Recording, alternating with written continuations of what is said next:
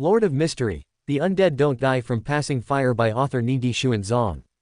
Chapter 321-335. Welcome to Fanfic Audiobook, your go-to place for immersive audiobooks. If you enjoy the content, don't forget to like the video and subscribe to our channel for more amazing stories. And those who want to support me, I have a Patreon channel, get early access to video on Patreon. Chapter 321, The First Demigod. Backland, Pesfield Street. At the secret request of the Church of the Night, the police sealed off part of the road, prohibiting anyone from entering. Hazel, who had already been vetted by the Church of the Night and confirmed not to be parasitized, led a full team of Nighthawks into the sewer to the excavated passage she mentioned. As they passed the fifth corner, Hazel stopped and pointed ahead, saying, "It's just ahead. There's a secret door there. Captain, I'll go." Leonard Mitchell looked at the wall ahead, which was covered in dark moss and showed obvious signs of corrosion, and said in a deep voice. The man Leonard called Captain looked to be in his 30s. He had a prominent nose bridge, and his gray eyes gave people an indescribable sense of depth, like a neglected lake in an ancient forest. He was wearing the black trench coat and red gloves uniform of the Nighthawks.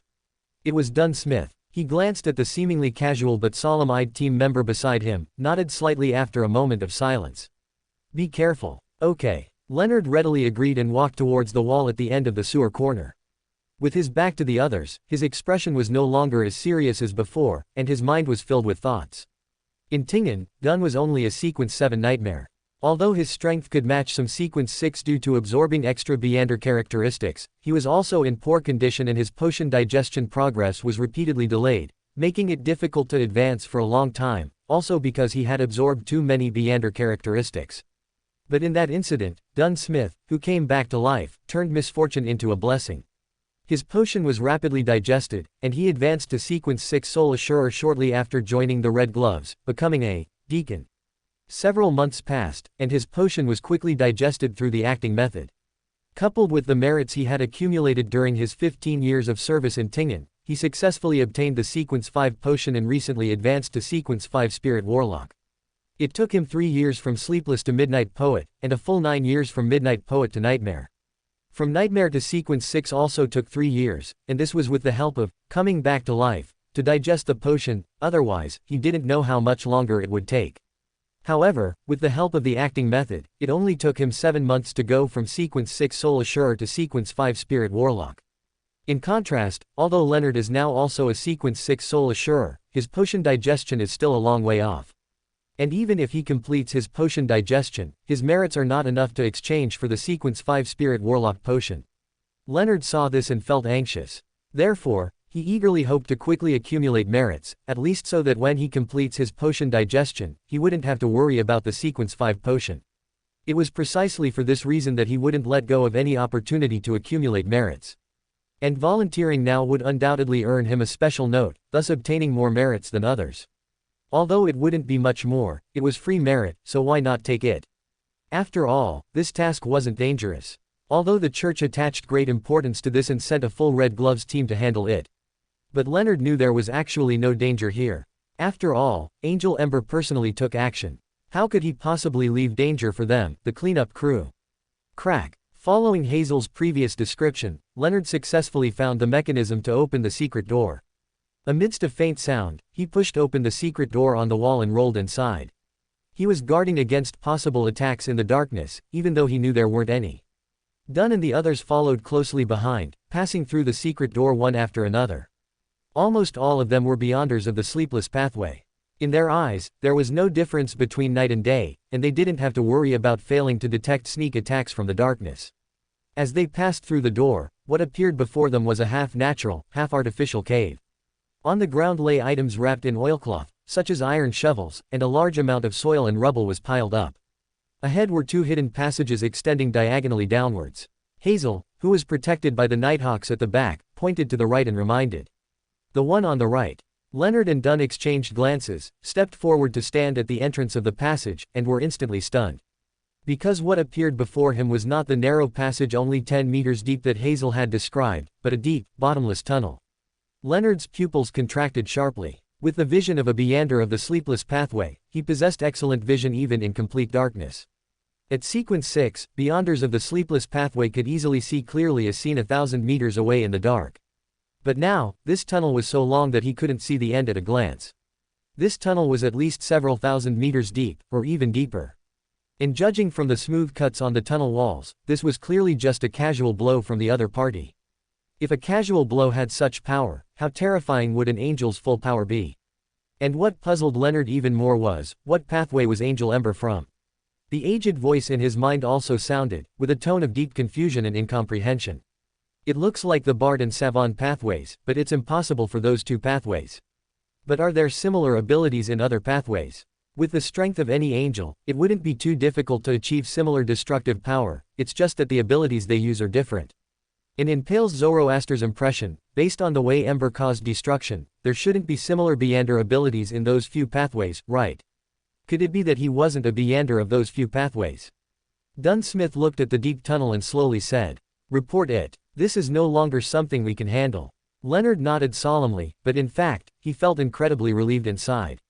With such terrifying destructive power, there was absolutely no possibility of the Marauder pathway demigod surviving. The only problem was that this tunnel was too long and likely ran through Backland's subway, so the post-incident handling might be a bit troublesome, as they would need to check the nearby subway lines. Of course, they didn't need to personally handle these matters, they could leave it to the police. Hazel asked weakly in a low voice. "What about me?" Dunn looked at the anxious girl and said, "You can go home. Go home." Hazel suddenly felt like she was dreaming. After such a big incident, they were just letting her go home. "Yes." Dunn nodded gently and explained. "You have now been assigned to the Nighthawks. Go to St. Samuel Cathedral tomorrow morning, and someone will tell you the specifics. As for now, you can go home first and explain things properly to your parents, so they don't worry." Hazel pursed her lips. Explain? How should she explain? She couldn't reveal what happened to her. She could only make up an excuse. Beaucrenland Street, number 160. Klein stood on the balcony of his room, holding a glass of red wine, sipping it from time to time. In Klein's line of sight, a long cordon had been set up on the street not far away. Several police carriages were parked outside the cordon, and more than a dozen policemen surrounded the street tightly, preventing anyone from entering or leaving. Anyone who saw this scene would realize that something must have happened on that section of the road. Fortunately, Klein's house was relatively far away and perfectly avoided the sealed section, so he could leisurely stand on the balcony and observe the activity happening not far away. Klein also had a vague guess in his heart and silently thought, "This is clearly related to Miss Hazel." Miss Hazel sneaking into the sewer in the middle of the night was likely caught red-handed by Ember. With Ember personally taking action, there was absolutely no possibility of that demigod escaping. And the reason Miss Hazel surrendered to the Church of the Night this morning was likely the result of Ember's gentle persuasion, which is why official Beyonders from the Church of the Night came to clean up. The police's action of sealing off the street was actually to cover the Nighthawks' operation.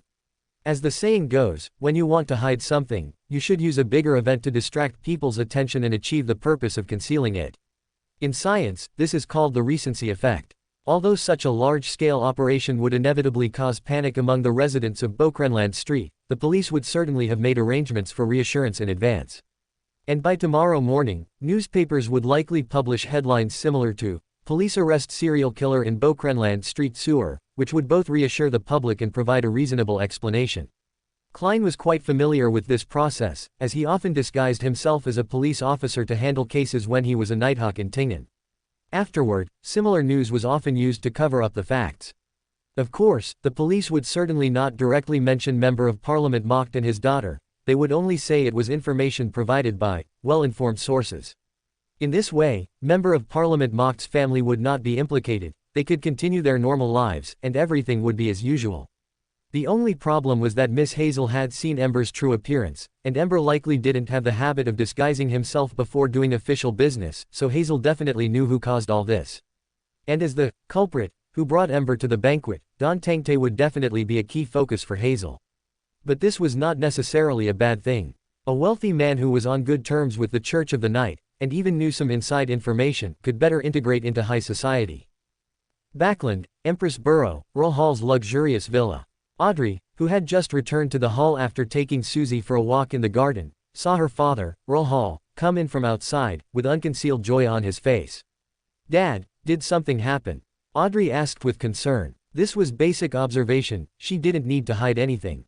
Earl Hall smiled and said, "Alfred has completed his potion digestion and will be able to advance in 2 days. Audrey understood. Although Alfred had high talent, the Sequence 5 potion was not that easy to digest, even if he had mastered the acting method. However, in the dream world proposed by Audrey, this process could be greatly accelerated. Not only did the low sequence Beyonders cultivated by the family digest their potions with the help of the dream world, but even Alfred and Hilbert benefited from it. Of course, in terms of progress in exploring the dream world, Mr. World was still far ahead. Low sequence Beyonders couldn't even defeat Gouda the Ashen Judicator, and could only obtain pitifully small amounts of Azul, by killing those wandering spirits day after day. Among mid-sequence Beyonders, most Sequence 6 Beyonders were trapped by Bordeaux of the Cold Valley, while Sequence 5 were trapped by the Cursed Greedwood or the Crystallization Elder. This premise was also that they had mastered the techniques taught by Mr. World, otherwise they wouldn't even be able to defeat Gouda the Ashen Judicator. However, although the techniques taught by Mr. World were quite practical, allowing them to kill those incomplete demigods in the dream world at mid-sequence, the difficulty was still very high. It was difficult to succeed without sufficient combat skills. After all, those demigods could make countless mistakes, but they would be killed by these demigods if they made even one mistake, with no chance of turning the tables. Even Audrey herself was currently stuck at the Crystallization Elder stage. She had died at the hands of the Crystallization Elder no less than 10 times. Compared to them, Mr. World had already reached the Farron Keep, killed the stray demon, and had begun exploring the Irithyll dungeon. Since Alfred had completed his potion digestion, it meant that Alfred had killed the Crystallization Elder. Coupled with the demigods he had defeated before, the amount of soul he obtained exceeded 1 million, which was just enough to accelerate the digestion of the Sequence 5 potion. The girl's eyes flickered, and she deliberately asked, curiously, "Why in 2 days? Can't he advance now?" Rollhall shook his head and explained. "The potion is ready, but the royal family still needs to prepare the ritual." After a pause, Rollhall continued. "Although I don't know what kind of ritual it is, according to Alfred, the requirements for the ritual are very strict and cannot be arranged in advance." Audrey's eyes showed understanding, but she was thinking about something else. In fact, she could also advance to Sequence 4 now. She didn't lack either the Beyander characteristic or the potion formula. The only problem was that Karula had asked her to slow down her pace of becoming a Sequence 4 as much as possible. Because the dream world cannot currently accommodate demigods. Once she becomes a demigod, she will not be able to enter the dream world, and this restriction will only be lifted after the First Lord of Cinder is brought back to the Firelink Shrine. In other words, she had to wait for Mr. World to defeat the First Lord of Cinder. Although Mr. World's progress was fast, it would probably take a considerable amount of time before he could defeat the First Lord of Cinder. Although Audrey was not in such a hurry to increase her strength, it would undoubtedly be a good thing for the Hall family if Alfred could become a demigod. Chapter 322, The Weakest King of Angels. Backland. Tuesday. In the basement of a house in the West End, several candles flickered with yellowish flames, illuminating the altar, chairs, and round table placed around them. At the edge of the light, in an extremely dim area, a figure seemed to exist and not exist, sometimes swaying, sometimes stretching, thin and without thickness, like a shadow that had come to life. Suddenly, the figure spoke in a low voice. "You arrived earlier than I expected." Beside the candles, in the brightest part of the firelight, a figure quickly outlined itself. This was a gentleman, wearing a mysterious black robe. His brown hair was slightly curled and stiff, and his eyes were deep, seemingly hiding countless things. He was precisely Buddhist, one of the 5 saints of the Aurora Order, the Saint of Mysteries. Buddhist smiled and said, "For me, distance is not an issue." He then pulled over a chair and sat down, saying to the long, narrow shadow, "Have the matters been investigated clearly? Have you found anything unusual?" The shadow, almost integrated into the darkness, replied in a low voice, "No problem. Really?" Buddhist instinctively questioned the certain answer, "Kusma, could this be a trap? The target is very cautious and is definitely not deliberately exposed. If he hadn't been seeking cursed items from ancient vengeful spirits, we wouldn't have been able to detect his potential connection to the Abraham family." "The Saint of Mysteries," Buddhist said as if in thought. "Cursed items from ancient vengeful spirits, this is one of the main materials for a scribe. I remember the Abraham family does have extra Asmon's brains. Hey, unwilling to directly provide the scribe Beyander characteristic and hoping to conduct some tests, this is indeed the style of the Abraham. Simply put, it's a lack of trust." As he spoke, this Saint of Mysteries took out a crystal ball from a hidden pocket in his black robe. This crystal ball was neither clear nor transparent, it seemed to have been filled with deep night. As Buddhist stroked it with his palm and his lips moved, points of brilliant light appeared within the strange crystal ball. They were like stardust, slowly rotating, forming a complex scene. The Saint of Mysteries lowered his eyebrows slightly, making no movement. Acceptable, Buddhist glanced at the crystal ball in his right hand and nodded lightly. He immediately looked towards the ghostly shadow. Tell me more specific information. The Saint of Mysteries did not hide anything and said, there is a Beander gathering tonight, and the target might appear. The Saint of Mysteries, Buddhist stood up and said to the Dark Saint, Kusma. I need to make some preparations beforehand. As soon as he finished speaking, he opened his right hand, lifted it slightly, and then closed his fingers. The area where he was located immediately twisted and disappeared. The candles, firelight, round table, and chairs that were originally there also disappeared one after another, leaving only the floor tiles and ceiling. After a while, shadows flickered there, and everything returned. The Saint of Mysteries, Buddhist was no different from before, but the figure of the Dark Saint, Kusma had unconsciously emerged from the darkness. He looked at Buddhist and said in a deep voice, your caution exceeds what is necessary. But that's not a bad thing. I hope to resolve the issue before anyone else notices. Buddhist replied with a smile, you go with me too. Hide in the shadows and assist me. Don't show yourself directly. If you detect anything unusual, leave immediately. Okay. The Dark Saint, Kusma slowly walked out of the shadows. He looked very young, with excellent features, but his face seemed to be enveloped in a faint, dark veil. After approaching Buddhist, Kusma's ears faintly heard waves of illusory chewing, gnawing, and digesting sounds from somewhere unknown, and he felt a certain unconcealed malice and hunger. This made him, a demigod, unable to help but shiver. The Dark Saint's gaze froze for a second, filled with shock and surprise, as he looked at Buddhist's face. Buddhist curved his lips, revealing a slightly cruel smile. A few seconds later, one used teleportation, and the other extinguished the candles and merged into the shadows, leaving the house one after another. Click. Not long after the two left, light suddenly appeared above the stairs leading to the basement, and the wooden door was slowly pushed open. Mr. A, wearing a hooded robe and with a handsome face, walked into the basement. His eyes flickered as he looked at the extinguished candles in front of the altar. Suddenly, Mr. A sensed something and turned his head vigilantly to look at the middle-aged man quietly approaching. He was wearing an extremely simple white robe.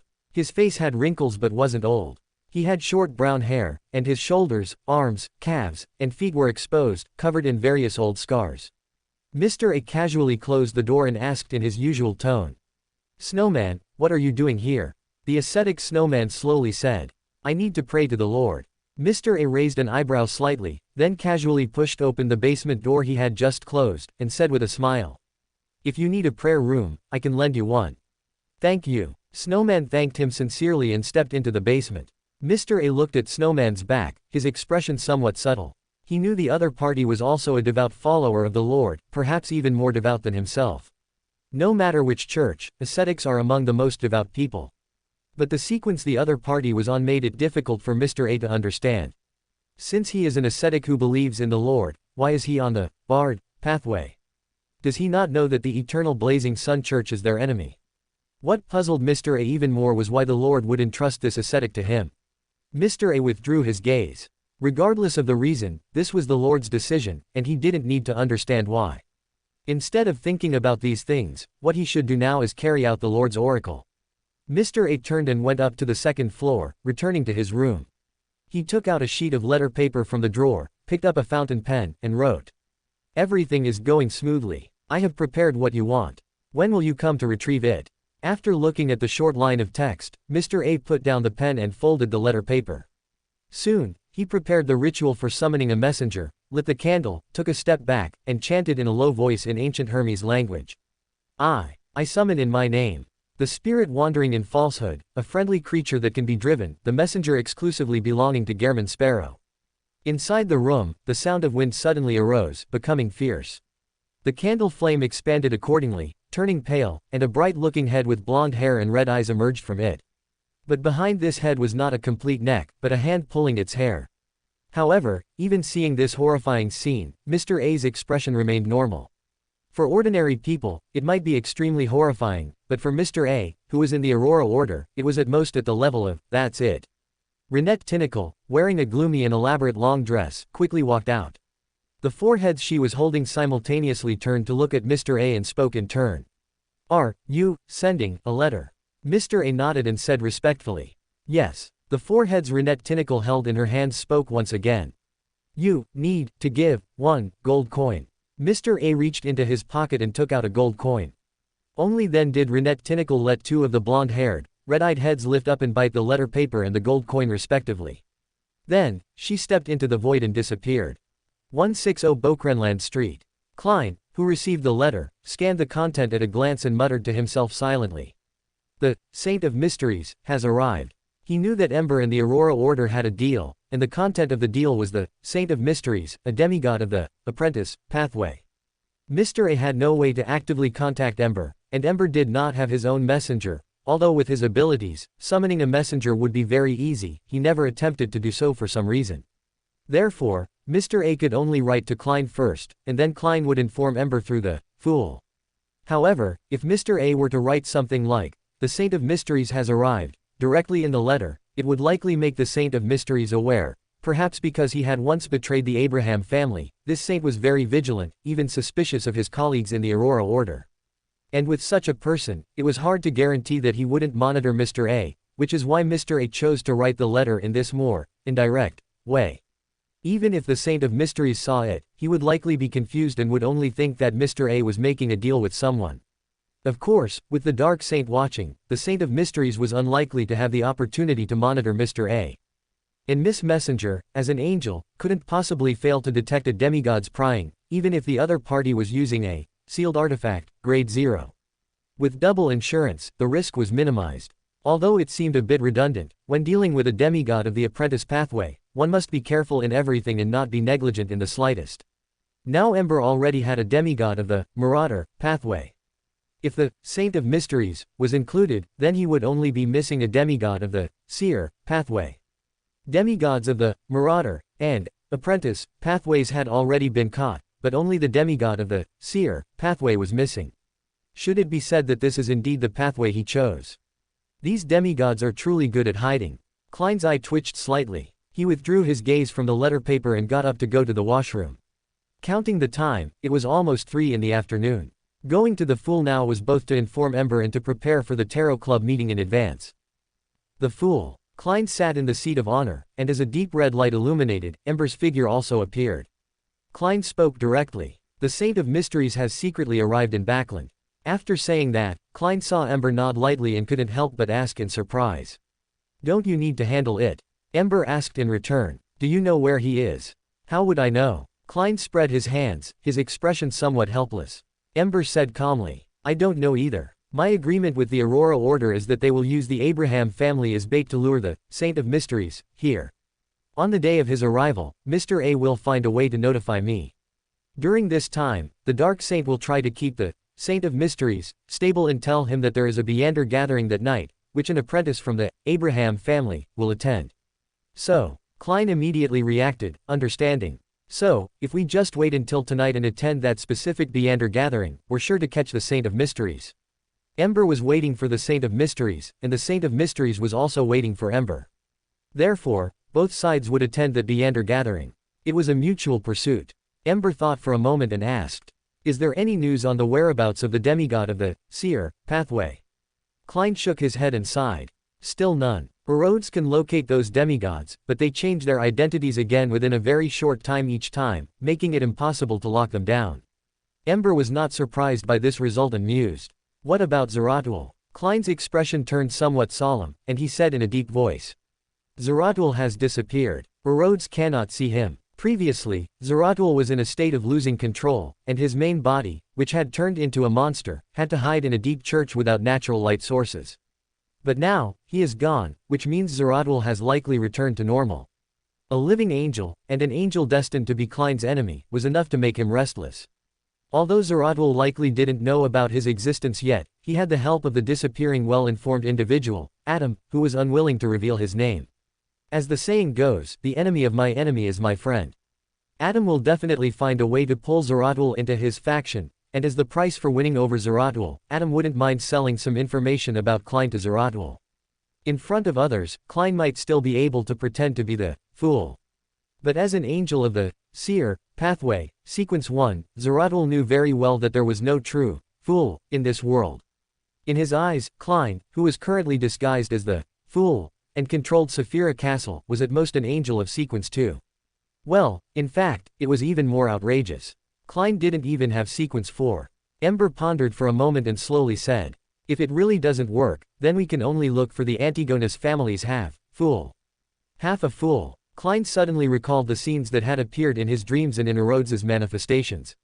The main peak of the Honachus Mountains. At the summit of the main peak was a collapsed and decayed palace. Weeds and moss grew on the walls, and there were obvious holes. In the palace hall, at the very top was a huge chair carved from stone. It was inlaid with dull gold and gems, much mottled and damaged. On this chair, which did not seem prepared for humans, countless transparent maggots were huddled together, densely intertwined, slowly wriggling, and continuously growing. Undoubtedly, that was the ancestor of the Antigonus family, the fool, who controlled the uniqueness. For unknown reasons, the other party was also currently in a state of losing control, which caused him to be confined to that palace, unable to leave. And considering that Zeratul had once asked Rosal the Great to steal the Antigonus family notebook from the steam church, Zeratul was already an angel at that time, but had not yet reached sequence 1. The reason he requested the Antigonus family notebook might have been for this ancestor of the Antigonus family, attempting to obtain the Seer Pathway sequence 1 potion formula from him. Perhaps even his loss of control was related to this fool. For Ember, this king of angels who controlled the uniqueness, this fool, was actually easier to deal with than those demigods who were only sequence 4, because he wouldn't run. Chapter 323, Perfect. At 3 p.m., the Tarot Club meeting commenced on time. Streaks of deep red figures simultaneously rose on either side of the bronze long table, then solidified into blurry, distinct shapes. "Good afternoon, Mr. Fool." Justice Audrey stood up and greeted with a light tone. The other members also offered their greetings, receiving a nod in response from the existence at the head of the mottled long table. "Hermit," Ms. respectfully said. "Esteemed Mr. Fool, there are 5 pages of Russell's diary this time. Ever since contacting Queen Mystic, the acquisition of the diary has been terrifyingly stable." Klein nodded slightly and chuckled. "Very good." After a brief silence, Hermit Catalia materialized 5 pages of yellowish-brown paper, watching them leap into Mr. Fool's palm as if traversing the spirit world. Knowing that the diaries carefully selected by Queen Mystic must contain quite important information, Fool Klein concentrated his mind and seemingly casually cast his gaze upon the yellowish-brown parchment in his hand. September 11th, ever since becoming an angel, I've felt like my personality is splitting. In my heart, within my spirit, deep in my mind, there's always a voice urging me, influencing me, creating a difficult-to-control indifference, bloodlust, cruelty, and madness. This doesn't come from the outside, nor is it the influence of a true god on their own pathway. I can clearly feel that it originates from genes, from the collective unconsciousness inherited by generations of humans, from the Beander characteristic itself, not from the mental residue left on it. It gives me a strong desire to hunt and kill, wanting to devour all living beings with Beander characteristics around me. This forces me to spend most of my energy fighting against it. Even though I'm acting and digesting the potion, it hasn't improved.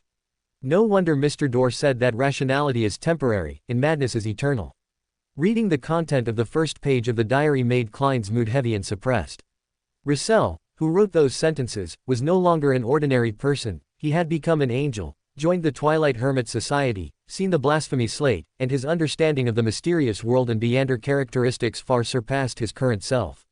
Yet, he was more pessimistic than Klein, seemingly believing that this world was fundamentally distorted, mad, and destined for self-destruction from its origin. Fool didn't show any abnormality and continued to look at the remaining pages of the diary. November 28th, I dreamed of Grimm again. He was the smartest among my subordinates. Unfortunately, while exploring that nameless island, he was infected by an unknown entity and died in the Misty Sea, without even leaving a child. December 29th, the new year is almost here again. All the mausoleums have been built. Once the arrow is shot, there's no turning back. I think I'm not the only transmigrator in this world. If anyone else can understand my diary, remember to choose your Beander pathway carefully. Once that is determined, it also means your allies and enemies are roughly determined. Finally, a reminder, be careful of the moon. All the mausoleums have been built. Once the arrow is shot, there's no turning back.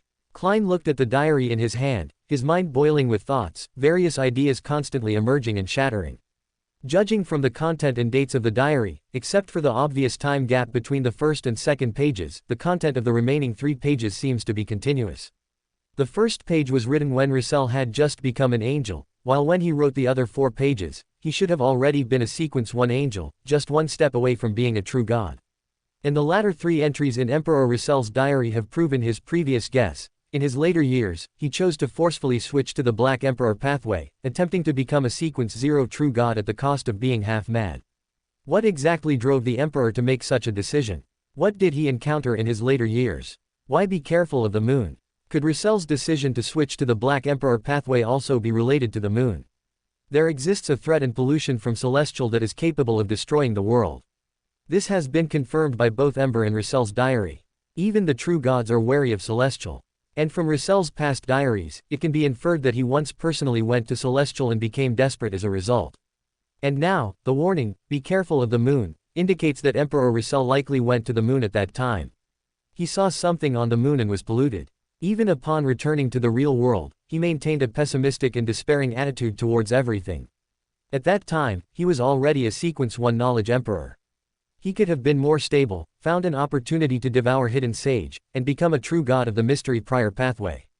With Russell's strength and power at the time, this would definitely not have been difficult. But he still chose to forcefully switch to the Black Emperor pathway, perhaps because he had already suffered pollution from Celestial. So he no longer trusted Mr. Door, nor did he trust Lacad. Russell was polluted just by going to the moon, so how could the former, who was trapped in Celestial for thousands of years, not be polluted? And the latter is a true god from Celestial, he himself is the pollution. Polluted Russell had no other choice but to hope that becoming a true god could help him escape this pollution. However, judging from his eventual demise, this attempt likely ended in failure. The Russell coup took place in 1173, when he was still just a colonel, likely having just been promoted to demigod, or perhaps not even yet promoted.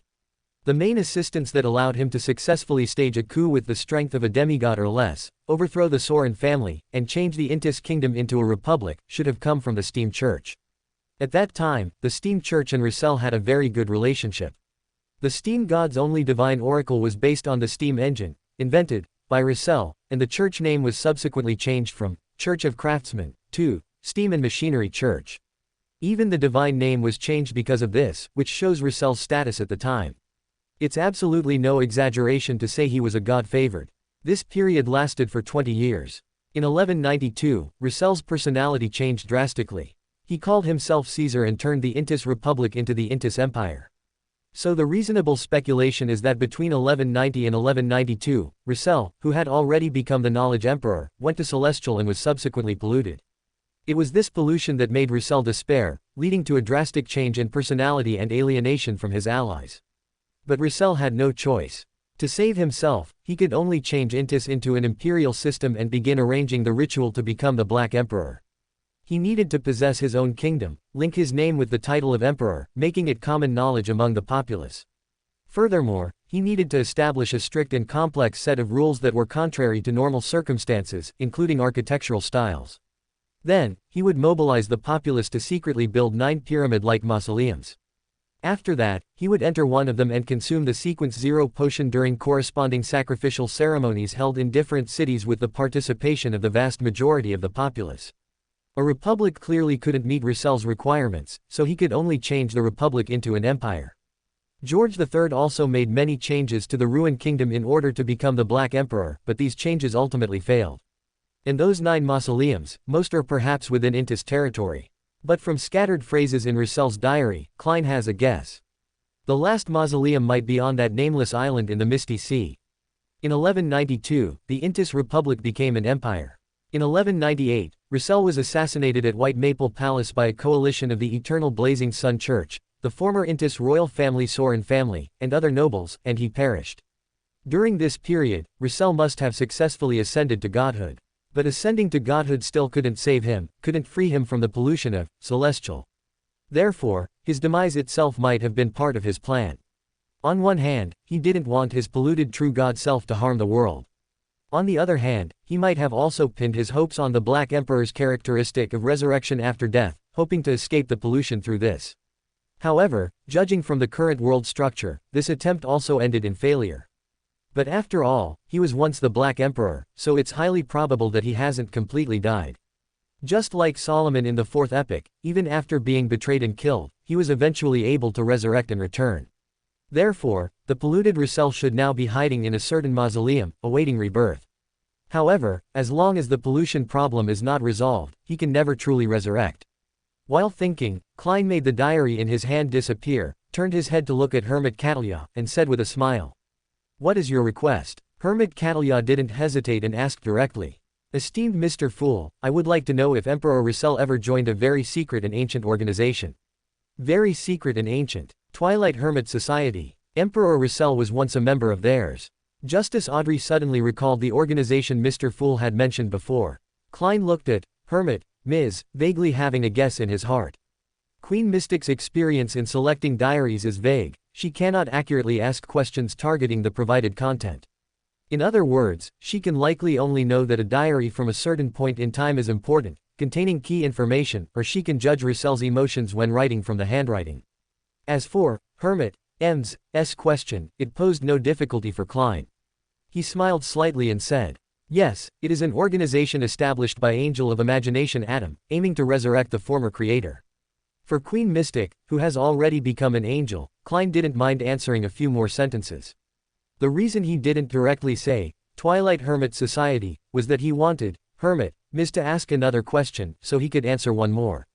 Hermit Catalia really wanted to ask for the name of the organization, but she held back, not wanting to waste the precious questioning opportunity. She pushed up the thick glasses on her nose bridge and respectfully lowered her head, saying, "Esteemed Mr. Fool, I would like to know if it is possible that Emperor Russell is still alive." As soon as this question was asked, the members of the Tarot Club, who were lost in their own thoughts, simultaneously snapped back to attention, looking towards the head of the bronze long table as if strongly stimulated. Although whether Emperor Russell was still alive had no direct relationship with them and would not bring significant impact, such a topic was enough to stir the human heart's hidden desire for rumors and legends. As expected, Queen Mystic's questions are basically targeted at the diaries provided this time. Klein didn't feel troubled, and skillfully chuckled. Perhaps, if George III had succeeded, Russell might have perished. But with George III's demise, Russell still has the possibility of resurrecting and returning. Emperor Russell might really be alive. Hermit Catalia felt as if she had heard the biggest secret in the world, a little excited and a little thrilled for a moment. What puzzled her was, what did this have to do with George III? Hermit naturally knew George III, the former king of the ruined kingdom, who suddenly fell ill on New Year's Eve and died despite rescue efforts. But why would Mr. Fool mention George III? Unlike the others who were unaware of the inside story, Justice Audrey almost immediately grasped the key point. George III had attempted to become a god, and the pathway he took was the Black Emperor pathway. This meant that Emperor Russell also took the Black Emperor pathway.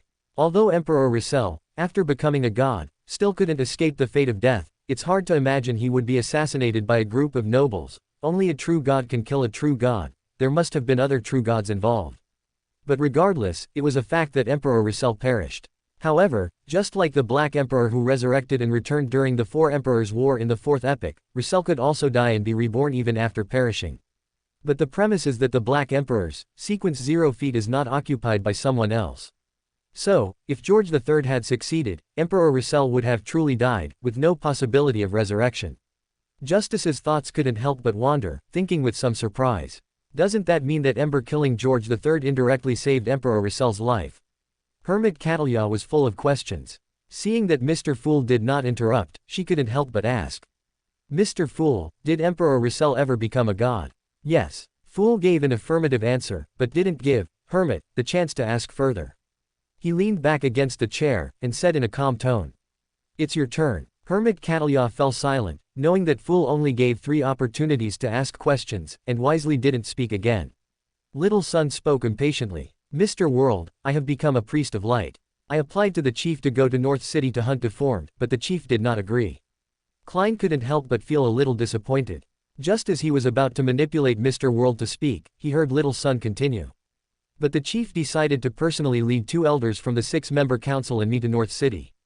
We have successfully hunted a Deformed." Klein's breathing hitched, followed by ecstasy. He had already obtained the authentic soul body of the spirit world marauders, only missing the trickery monster. Since Sun had successfully hunted one, it meant he already had the complete main material and could be promoted at any time. Chapter 324, Crush It, You Can Get Everything You Want. The Sequence 5 potion has been digested, and the Sequence 4 potion materials have been gathered. The remaining unfulfilled condition is only the ritual, primarily relying on one's own strength and planning, directing a grand play witnessed by many spectators to assassinate a demigod or equivalent Beander creature. The difficulty of this ritual is self-evident. Although Klein possesses the identity of Mr. Fool and can, to a certain extent, utilize the power above the gray fog, and also possesses several mystical items comparable to sealed artifacts of grade 1 foot, attempting to assassinate a demigod with Sequence 5 strength is almost impossible. Prior to this, Klein had no clue how to complete the ritual and could only take things one step at a time. After all, at that time, he didn't even have the main potion materials, so there was no need to consider the ritual issue. But now that the main materials are in hand, he has to consider how to complete the ritual. And regarding this question, perhaps he could consult Ember. Very good. Klein immediately controlled Mr. World and said hoarsely. Besides the main eye of the trickery monster, I also need 200 milliliters of its blood. You can directly sacrifice its corpse to Mr. Fool. Okay. Little Sun nodded seriously without any doubt, but soon he raised his hand again and asked. I need the potion formula for the Bard Pathway Sequence 4. Do any of you have any leads? The Hanged Man frowned and said. High sequence potion formulas are absolutely confidential to any faction. Even the major Orthodox churches only provide potions, there is almost no possibility of potion formulas being leaked. And even if a potion formula is leaked, it will be seized by the corresponding faction. Ordinary Beyonders simply have no chance of obtaining it. The Sun's growth rate completely exceeded his expectations. Now he has even caught up to his progress and become a Sequence 5 Beander. The Hanged Man felt a clear threat. If this continues, his advantage will be completely gone. Fortunately, he knew that Mr. World possessed the Tyrant card, which recorded all the potion formulas for the Tyrant pathway. Although this card had been sacrificed to Mr. Fool, he had already obtained the potion formula for Cataclysmic Enterer from Mr. World before that. However, regarding how to obtain the potion materials or Beander characteristic for Cataclysmic Enterer, the Hanged Man Alger still had no clue. He didn't even have the money to buy Beander materials. Although he had made a lot of money in the past few months by helping Miss Justice acquire Beander materials, he had already spent nearly 10,000 gold pounds to purchase the main materials for Sequence 5 Ocean Songster. Coupled with the portion spent on purchasing mystical items, he didn't have much money left. It was definitely not enough to purchase Sequence 4 Beander materials. Moreover, the Hanged Man didn't dare to openly purchase Sequence 4 Beander materials. On one hand, these Beander materials are extremely rare and easily attract attention. Furthermore, the Storm Church possesses the potion formulas, so they are very clear about what these Beander materials mean. Any acquisition activities will invite relentless pursuit from the Storm Church. Up until now, the Hanged Man has only dared to seek these Beander materials within the Tarot Club. Of course, compared to others who don't even have the potion formula, he still has a huge advantage. This is perhaps the only thing worth being grateful for. However, just as the Hanged Man felt grateful, he immediately heard the lover beside him say, I have the potion formula for Unshadowed. The Hanged Man almost fell backward, his face showing an expression of disbelief, looking at the lover in astonishment. How do you have everything? Ember withdrew his gaze from the Sun's surprise, the Hanged Man's astonishment, and the Moon's bewilderment, and calmly added, I have the potion formulas for all pathways. The only question is, what kind of price can you pay for the transaction? Little Sun, who was pleasantly surprised, suddenly froze, because he really didn't know what kind of price he could pay. Little Sun thought for a long time and asked hesitantly, Mr. Lover, do you have any needs? In his heart, Mr. Lover was at least an angel. And he was just a Sequence 5 Beander, making it difficult to produce items that an angel would consider high value. According to Miss Justice and the others' definition, a Sequence 5 Beander characteristic is priced between 5,000 and 10,000 pounds. However, a Sequence 4 potion formula and Beander characteristic are priceless treasures, even offering tens of thousands of gold pounds might not find a seller. Ember pondered for 2 seconds, then suddenly extended his palm and pushed the humanity, shimmering with sparks in his palm towards the Sun. The Sun subconsciously picked up the burning humanity from the table. With a brief observation, he realized he had seen this item before, in the dream world. This is an item called Soul Ember. Crushing it in the dream world can restore one's state to peak condition. To defeat Judgment of Cinder Gouda, the Sun had crushed more than one Soul Ember. This also made his actions more difficult when facing Bordeaux of the Cold Valley and the Cursed Greetwood afterward, because he didn't have enough Soul Ember to support his actions. And relying solely on Estus flasks was not enough to support him in defeating those existences possessing demigod strength. While the sun was puzzled, he heard Ember slowly say, "Crush it." What? The sun was a little confused, even doubting his own ears. He originally thought Mr. Lover was telling him to take this item back to the forsaken land of the gods and fulfill some of his requirements. But he didn't expect Mr. Lover would actually ask him to crush it. What kind of request was this? Ember calmly repeated, "Crush it, and I can provide you with the potion formula for Unshadowed." The sun was hesitant at first, but soon his eyes became firm. He believed that Mr. Lover wouldn't harm him. Since Mr. Lover asked him to crush it, there must be a reason for it. Just as the sun was about to exert force, the moon couldn't help but ask, "Mr. Lover, what exactly is that?" Ember glanced at Emlyn and said in a gentle tone, "A soul ember, you've seen it in the dream world. Crushing it in reality means your life will be closely linked to the first fire. The moment the flame extinguishes, your life will also return to annihilation." The sun's heart immediately tensed, suddenly feeling the soul ember in his hand like a hot potato. Fortunately, his excellent psychological quality prevented him from overreacting. At least he didn't throw the soul ember away. Ember then slowly continued, "Conversely, the stronger the flame, the correspondingly stronger your abilities will become. Prosper together, suffer together." The hanged man immediately realized the meaning contained within this soul ember. It was both a curse and a blessing. In a sense, the first fire represents a god, and soul ember is the gift bestowed by him. The one who crushes the soul ember is the favored one of the first fire. And once the first fire falls, as his favored one, the one who crushes the soul ember will die with him. But as long as the first fire, this god, remains powerful, then as his favored one can possess abilities far stronger than other beyonders. The hermit's purple eyes flickered slightly, and she asked softly, "Mr. Lover, what is the first fire? Does it refer to the flame that is about to extinguish in the dream world?" As soon as these words were spoken, everyone's gaze turned to Ember. They had all entered the dream world and knew the basic setting of that dream world. The world was born from fire and once flourished because of fire. But when they entered the dream world, that world was already in an apocalypse. The fire was gradually extinguishing, yet no trace of a king was seen. If the first fire, in Ember's words, referred to the flame seen in the dream world, then crushing the soul ember would be equivalent to tying oneself to a giant ship that was about to sink. Any person with remaining sanity would instinctively resist. Therefore, although the hermit held reverence, she still couldn't help but ask the question. Ember was not displeased by the hermit's question and explained in a tone as calm as before. "The dream world merely simulates things that happened in the past. As for the first fire I mentioned, you should have seen it." "I've seen it." The hermit was startled for a moment, and in the next second, her pupils suddenly contracted. The only time she had seen a flame was at the tarot club. At that time, her eyes of mystery uncontrollably peered into the secrets of Mr. Fool. She saw the boundless gray fog, and the flame that was constantly devouring the gray fog, rapidly spreading and expanding in all directions. Could it be that the flame she saw was the first fire? But shouldn't this be Mr. Fool's divine kingdom? Why would the first fire be in Mr. Fool's divine kingdom? Moreover, judging from the confrontation between the first fire and the gray fog, the first fire seemed to be devouring Mr. Fool's divine kingdom. Of course, the hermit also knew that the truth couldn't be as simple as it appeared to her. After all, there was no reason why Mr. Fool wouldn't be able to discover something she could.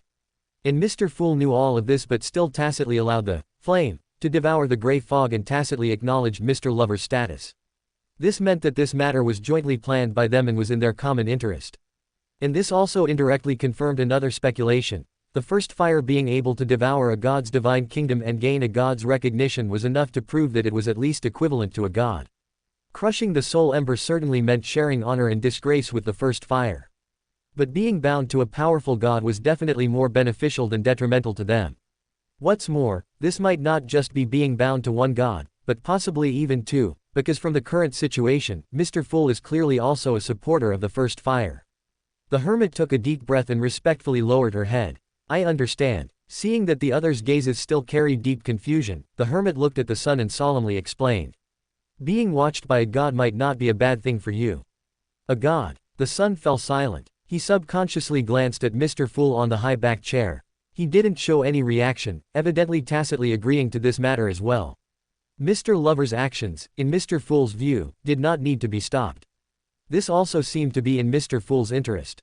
The sun was not good at thinking to begin with. Every time at the tarot club, he needed to seek advice from others and then plan his next actions based on those suggestions. And now, whoosh, the sun took a deep breath and crushed the soul ember without hesitation. Puff, there was no crisp shattering sound as imagined. The soul ember was easily crushed like a lump of gray matter kneaded together, turning into scattered ashes filling the sky.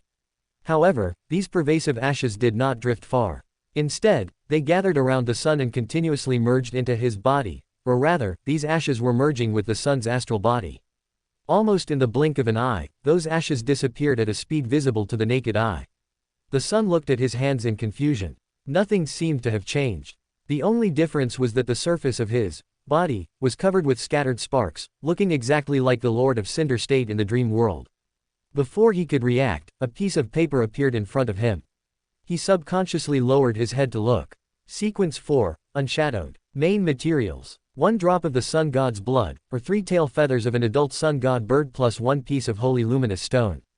Auxiliary materials. 60 milliliters of sun god bird's blood, 30 milliliters of holy luminous stone companion liquid, 7 drops of mutated bergamot juice, 10 grams of magma heart powder. Ritual. Peel off the strongest and most unwilling to abandon emotions, then consume the potion, and feed these emotions back during the process. That's it. The moon was a little incredulous. He originally thought that crushing the soul ember in reality would produce some unpredictable changes.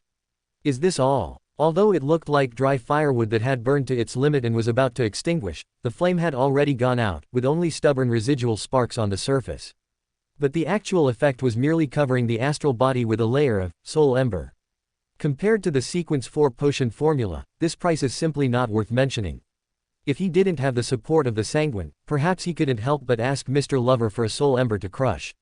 Judgment opposite suddenly raised her hand and said without hesitation, "Mr. Lover, I need the potion formula for the Arbiter Pathway Sequence 4.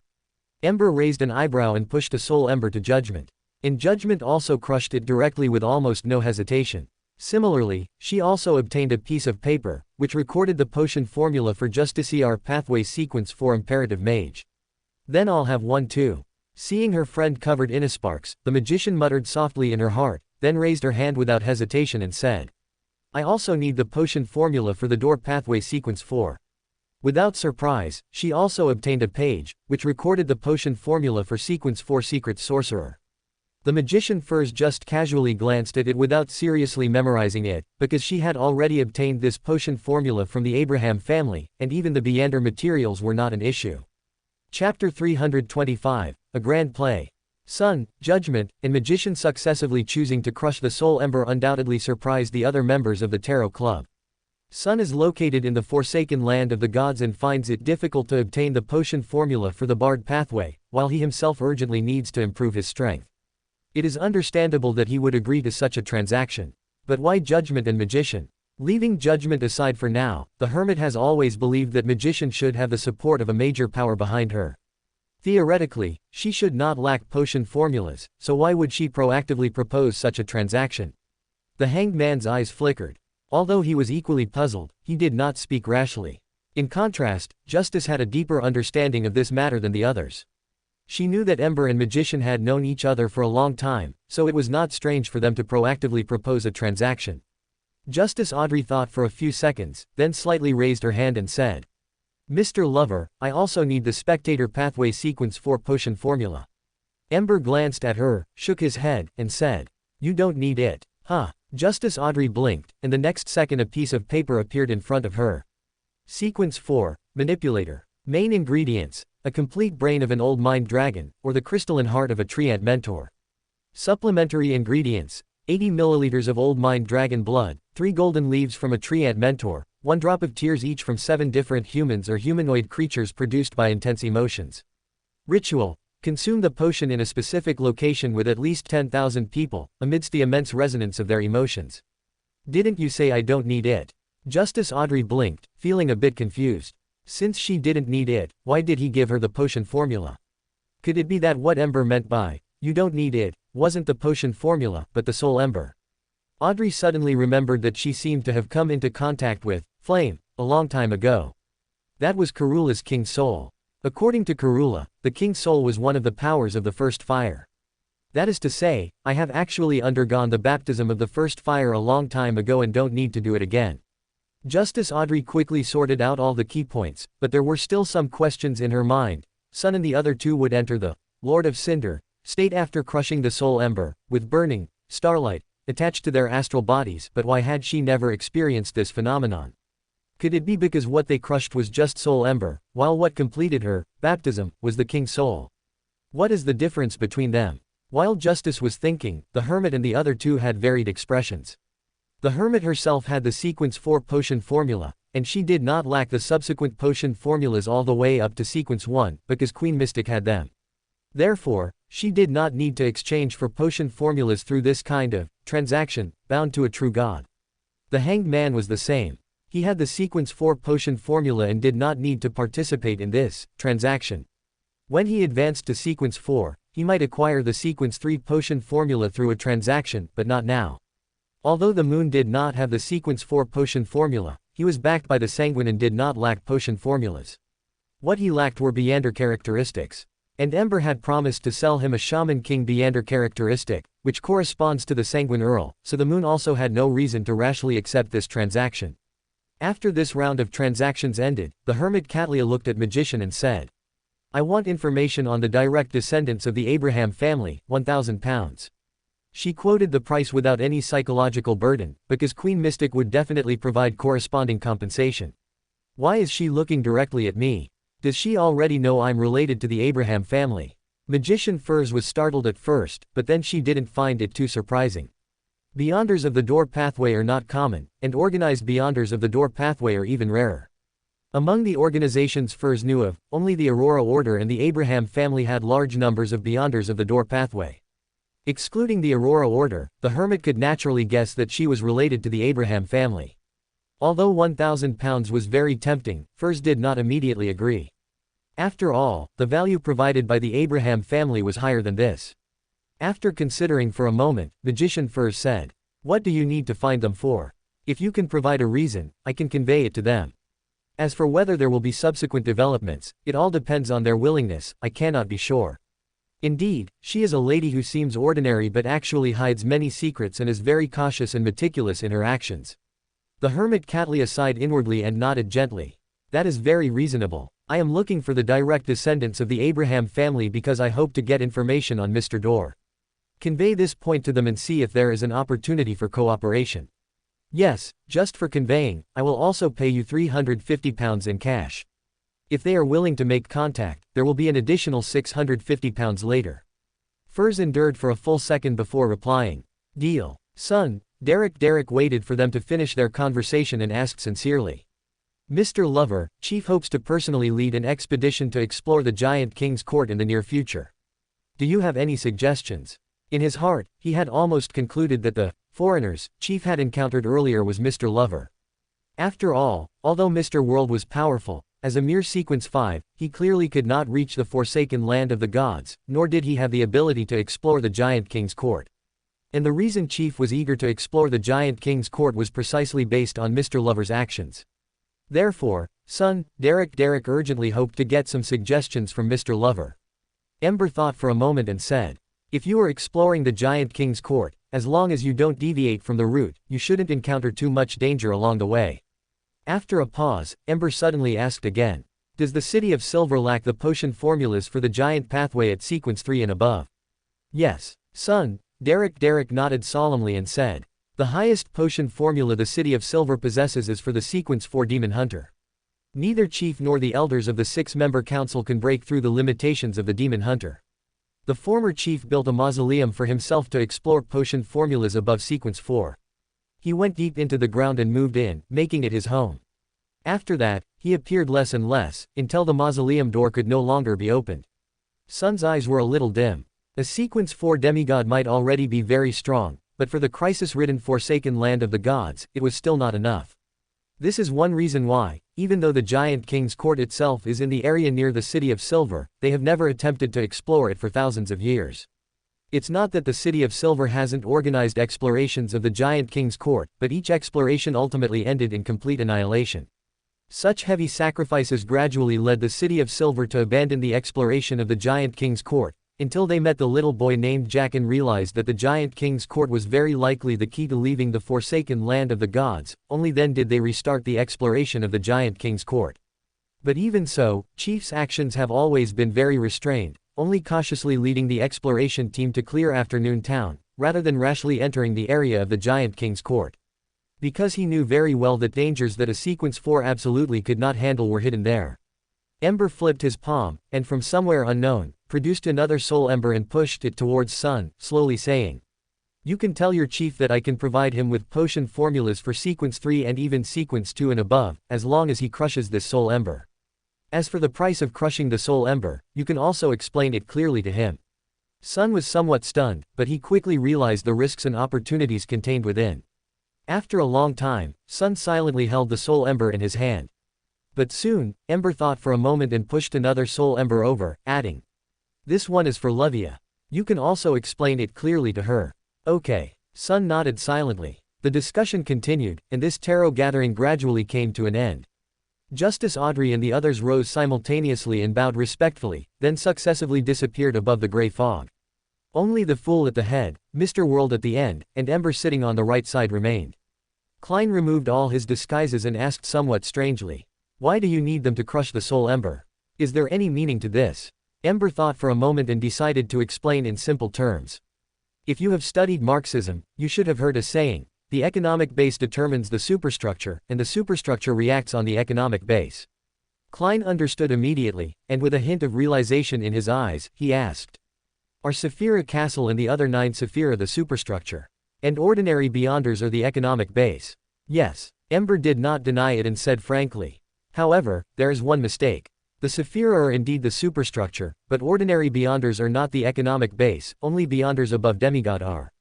"Why demigod?" Klein was initially confused, but quickly found the answer as if asking and answering himself. The biggest difference between a demigod and an ordinary Beyonder is that from Sequence 4 onwards, a Beyonder can be considered an incomplete mythical creature, possessing divinity.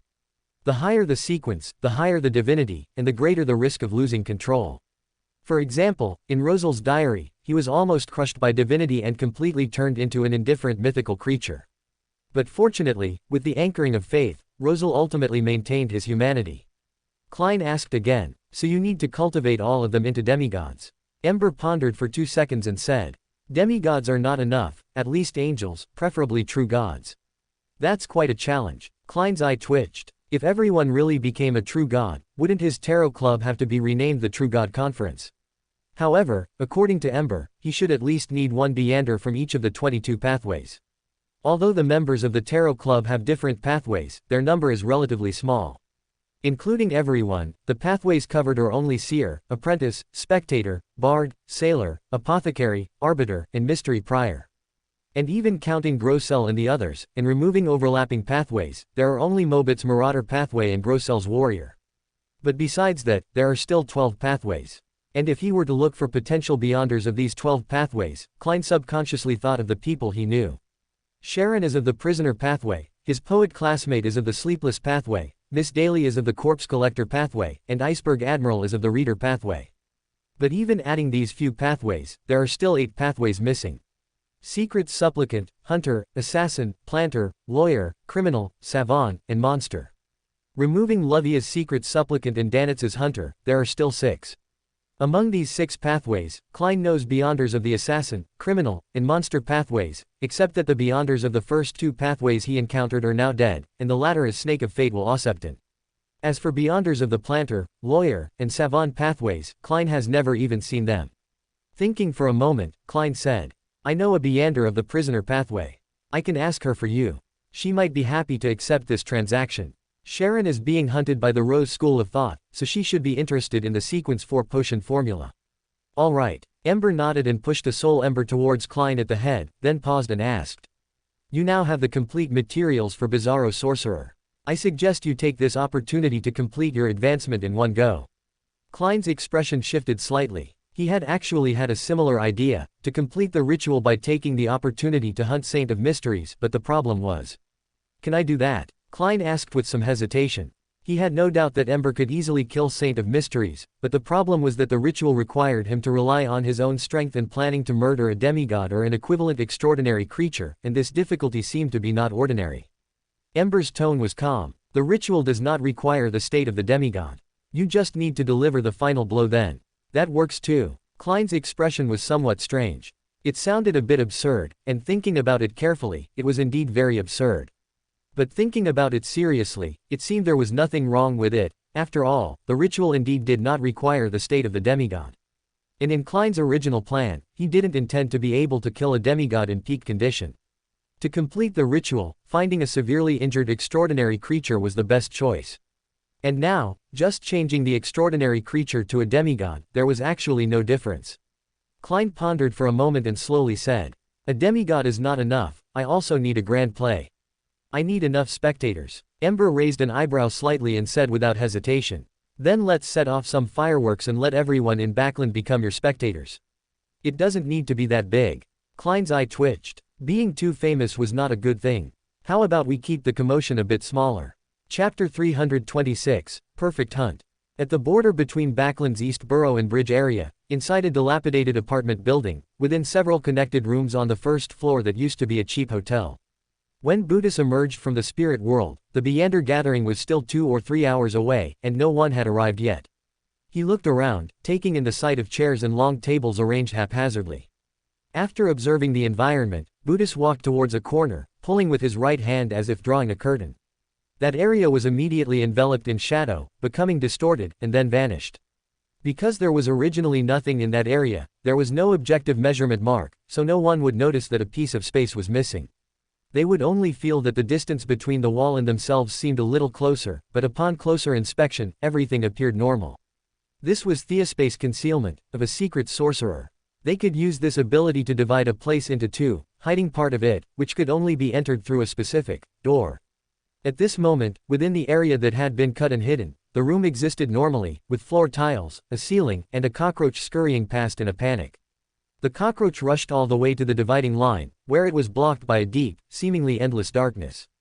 After looking around, Saint of Mysteries Buddha's gaze stopped at a transparent vortex in midair. This was the door. All hidden spaces must have a door. Buddhas thought for a moment, reached into the dark pocket of his black robe, took out a mirror, and embedded it in the position of the door.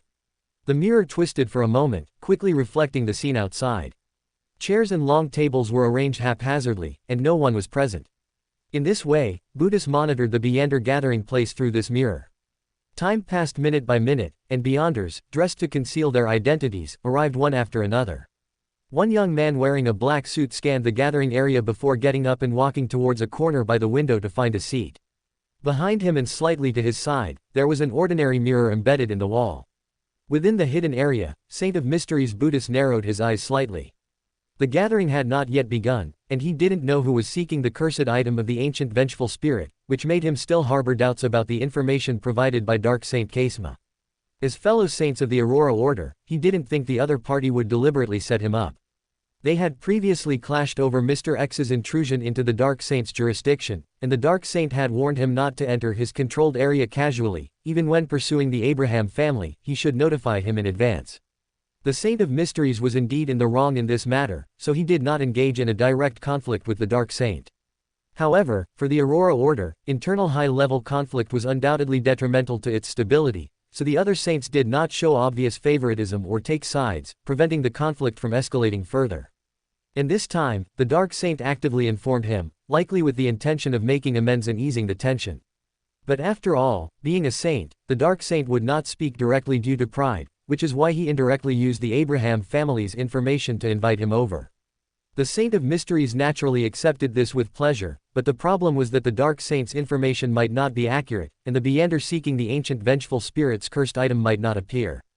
Although for a Saint of Mysteries who possessed teleportation, a wasted trip wouldn't take much time, it would inevitably make him feel dissatisfied.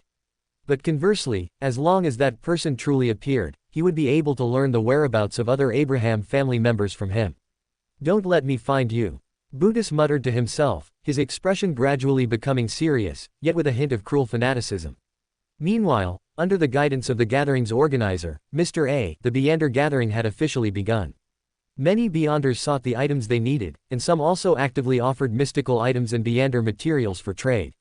And the young man in front of Buddhas also suddenly stood up and took out a small bell from his person. Buddhas didn't pay him much attention, because in Buddhas's eyes, he was no different from the other Beyonders participating in the gathering. And that bell looked ordinary, not worth Buddhas's attention at all. After all, How strong could a mystical item brought out by a group of low to mid-sequence wild beyonders be? This was of no value to Buddhas, who was already a demigod. But to his surprise, the other party did not introduce the function of that mystical item to sell it for a higher price, but instead shook the bell on his own. Ding a ling. Amidst the clear ringing, almost everyone present was drawn to it, including the Saint of Mysteries. And as the bell swayed, a purple magic array, inscribed with countless strange patterns, quickly spread outwards. This sudden change even caught the Saint of Mysteries off guard. This was also because he believed he didn't need to dodge. Although they were in the same room, under the effect of space concealment, they were actually in different spaces. Therefore, no matter what the other party did, it wouldn't affect him in the other space. So, Buddhas didn't flash or avoid, just watched the farce with interest. Until the mirror in front of him fell to the ground with a snap, and without the mirror, everything, outside, was still clearly visible. Buddhas's pupils contracted violently. He suddenly realized the failure of space concealment, and that he was exposed in front of the other party. The purple magic array, which should have been in another space and unable to affect him, had strangely broken his space concealment. It should be known that once an area is hidden, even a secret sorcerer himself must pass through the corresponding door to leave from inside, or directly lift the concealment. And now, without him noticing anything, the concealment was inexplicably removed by someone else. What did this mean? The naturally cautious Buddhist didn't linger at all. The moment he realized the change, he immediately tried to use teleportation to leave. Teleportation at the demigod level was different from that of a sequence 5 traveler. They didn't need to open a door every time. They could completely disappear in place, leaving no trace, quickly and swiftly. However, this time, despite Buddhas using teleportation, nothing happened. He remained in place, neither teleported away nor able to use any Beander abilities. And at the same time he discovered the teleportation failure, Buddhas's gaze suddenly couldn't capture the young man in the black suit. It was the mystical item used by the other party that broke his space concealment, and now the other party had disappeared. Where did he go? Puff. Buddhas suddenly felt a pain in his chest. He swallowed the sweet, bloody liquid in his mouth and lowered his head with difficulty, only seeing the blood-stained sword tip. He finally realized what had happened. A bloody longsword had pierced his heart from behind. The vanished man was behind him. From the beginning, this was a trap targeting him. Buddhas's eyes were filled with disbelief, anger and fear simultaneously occupying his heart. Anger at being betrayed, fear of death. Although as an incomplete mythical creature, he wouldn't die immediately even from a fatal injury. With the aid of Beander abilities, even the most fatal injuries could recover instantly. But now, Buddhas had realized that all his Beander abilities had been sealed. And once a demigod loses their Beander abilities, although they can still crush ordinary people with their enhanced physical fitness, they will have almost no power to fight back against those truly skilled warriors. Just like now, despite his physical fitness being comprehensively enhanced, he was still pierced through the heart without noticing. This sudden change terrified Buddhas, and he instinctively reached for the dark pocket of his black robe. But as soon as he reached out and pulled, the dark pocket was suddenly completely torn with a rip, and the contents scattered everywhere. There were purple crystal balls, a notebook resembling a magic book, a 3-layered ordinary jewelry box, a black dagger inscribed with bizarre runes, and even ordinary clothes and a hooded robe. Buddhas's gaze automatically ignored the irrelevant items, his eyes were only on that small jewelry box. As long as he could get that thing. Buddhas's eyes were filled with a desperate desire to live, but even though he had stretched his hand to the maximum extent, he could only watch helplessly as the jewelry box fell to the ground. It was so close, just a bend of the waist away, but the wound piercing his chest made it impossible for Buddhas to bend down. Puff. Another wave of pain that blurred his consciousness. A spear tip pierced through his throat. The spear shaft propped against the corner of the wall, and the spear tip propped against his throat, which was gurgling blood, hanging him in midair like a dried corpse. This forced him to watch helplessly as another man in a double-breasted suit walked up to him and, in front of him, picked up the jewelry box from the ground. And this person was Klein, using Gehrman Sparrow's face. Klein held up the jewelry box in his hand and examined it carefully. The jewelry box was quite large, making it difficult to hold with one hand. It was mostly silver black, with intricate hollowed-out decorations on the surface, inlaid with rubies, emeralds, sapphires, and diamonds, looking quite luxurious. Although he didn't know what it was undoubtedly a very powerful sealed artifact. Otherwise, Buddhas wouldn't have still placed his hope in this jewelry box even with his Beander abilities sealed. In other words, it was at least a grade 0 sealed artifact corresponding to the angel level. Klein instantly synthesized all the information and reached a conclusion, his expression slightly changing. He threw the jewelry box towards Buddhas as if holding a hot potato. A chance. Hope for survival appeared in Buddhas's eyes, and he instinctively reached out to catch the jewelry box. But before that, a large hand firmly grasped the jewelry box. And at the same time, Buddhas felt another sharp pain. This time, not only his throat, but all 4 of his limbs were pierced by sharp blades, leaving him completely unable to move. The weapon seemed to contain some strange power, not only making it difficult for his body to move but also sealing his Beyonder abilities. Aside from being able to move his eyeballs, Buddhas was now practically indistinguishable from a corpse. The man in the double-breasted suit showed no surprise at this scene, his gaze coldly sweeping over the other Beyonders who hadn't yet reacted. This cold gaze, as if looking at corpses and prey, made the Beyonders present tremble and stand frozen in place. They didn't not want to run, they didn't dare. All of this happened in an instant. Only a few breaths of time had passed from when the bell rang until now. They hadn't even fully understood what was happening before the battle was over. And even the most ordinary Beyonder could clearly realize at this moment that their Beyonder abilities had been sealed. In this situation, it was obvious that they were the fish to be slaughtered by others, and they didn't dare make any move. Mr. A also felt his Beyonder abilities being sealed, but having experienced it before, he was completely indifferent. And after Theocylin's command wore off, accompanied by a faint blue light, the 3 individuals, including the Saint of Mysteries, all disappeared. And along with them, the scattered Beyonder items also vanished. Inside a house in the East Borough, Klein glanced at the Saint of Mysteries, who was still hanging in midair by the long spear even after being teleported, then turned his gaze to the jewelry box in Ember's hand and asked curiously, "What is that jewelry box? It should be the box of outer deity." Ember pondered for 2 seconds before speaking. The grade 0 sealed artifact that Buddhas stole when he betrayed the Abraham family. This sealed artifact had always been in the hands of the Abraham family. Because it had never been obtained by or thoroughly understood by the major churches, it didn't have a corresponding number.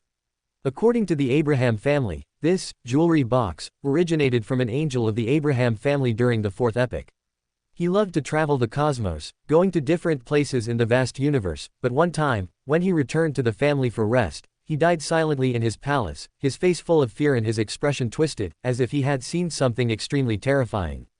A true mythical creature, an existence that could be called a secondary god during the 2nd epoch, had thus strangely perished in his own palace without causing any commotion. His remaining Beyonder characteristic combined with his corpse to form this jewelry box, which was quite different from similar sealed artifacts. And Mr. Dorr, Bethel Abraham, at that time, not only didn't try to shatter it and restore it to pure Beyonder characteristics but also gave it a rather strange name. Box of Outer Deity. The first layer of the Box of Outer Deity could toyify the target location, swapping positions with its internal space. The second layer of the Box of Outer Deity recorded different locations. Once they were released, the holder and creatures within the effective range could directly travel to the corresponding areas, roaming the cosmos and exploring the universe just like that angel of the Abraham family back then. As for what was in the third layer of the Box of Outer Deity, although the Abraham family had clear records, they never dared to use it, even for a demigod. The price of this sealed artifact was too heavy to bear, and for the Abraham family without a demigod, using the third layer often meant catastrophic destruction. Upon learning that Ember was going to hunt the Saint of Mysteries, the Abraham family proactively told him the details of this sealed artifact. Chapter 327, Zeratul and the Fool. At the peak of the Honachus Mountains stood an ancient palace shrouded in mist, dilapidated and overgrown with weeds. Ember's figure appeared in front of the side of the palace. After glancing at the ancient palace, he got up and walked towards the main entrance. The demigods of the Apprentice and Marauder pathways had already been apprehended. Now, only the demigods of the Seer pathway remained. It was a pity that the demigods of the Seer pathway might be lacking in combat, but their talent for escaping was definitely maxed out. Even if Klein could use erodes to briefly pinpoint their location, 1 or 2 minutes of positioning time was far from enough. They could quickly find new identities to hide themselves, making it quite difficult even for Ember to find them. Especially Zeratul's return had made the bizarro sorcerers belonging to the Hermetic Order tremble with fear. They were already like birds startled by the mere twang of a bowstring, and without the ability to accurately locate them, capturing them would only be more difficult. Therefore, Ember did not waste time searching for these bizarro sorcerers but directly locked onto the Fool. Half of the Fool from the Antigonus family. Ember slowly walked to the main entrance of the palace, extended his hands, and slowly pushed the heavy stone door. Amidst the grinding friction, the door slowly opened, revealing a path wide enough for one person to pass through, and simultaneously revealing the scene inside. What appeared before his eyes was a hall where many corpses hung. Each corpse was different, with both male and female genders, and their clothing was either luxurious, simple, exquisite, or casual. Behind each of these hanging figures was a transparent, slippery tentacle with complex patterns. They all originated from the depths of the hall, from an ancient stone chair located there. On the massive stone chair, transparent, twisted worms clustered together, growing wildly and extending one strange tentacle after another towards the surroundings. This was half of the fool from the Antigonus family, half of the fool who had lost control and gone mad. He, who contained the uniqueness, was a well-deserved king of angels, and the half-mad fool was even more terrifying. Although half-mad meant that this half of the fool had lost control and gone insane, it also meant that his self-awareness could no longer suppress the will of the Lord of the Mysteries within him. The two minds were stitched together, revealing the most primitive, instinctive, bloody, and insane side, making him far more difficult to deal with than when he was lucid. But for Ember, this half of the fool was the easiest to deal with. After all, he wouldn't run. Ember slowly passed through the door and stepped inside the palace. Sensing the opening of the door and Ember's approach, the cluster of worms immediately left the stone chair and violently waved its slippery tentacles, making them surge frantically towards the entrance, as if affected by some invisible suction. But all of this was fleeting. In just the blink of an eye, the wriggling tentacles, the massive throne, and the cluster of worms vanished simultaneously. Before Ember's eyes, there was only a pitch-black scene that even light could not illuminate in the slightest. But soon, the pitch blackness rippled, and the surrounding scene changed. Buildings appeared around, figures walked on the streets, and voices spread out, making the entire environment suddenly come alive, carrying a hint of hustle and bustle. The people paid no heed to Ember standing before them, going about their business to different places and talking to each other about various things. They and the buildings were all dimly colored, close to black and white, like an old photograph from the depths of history that had suddenly come to life.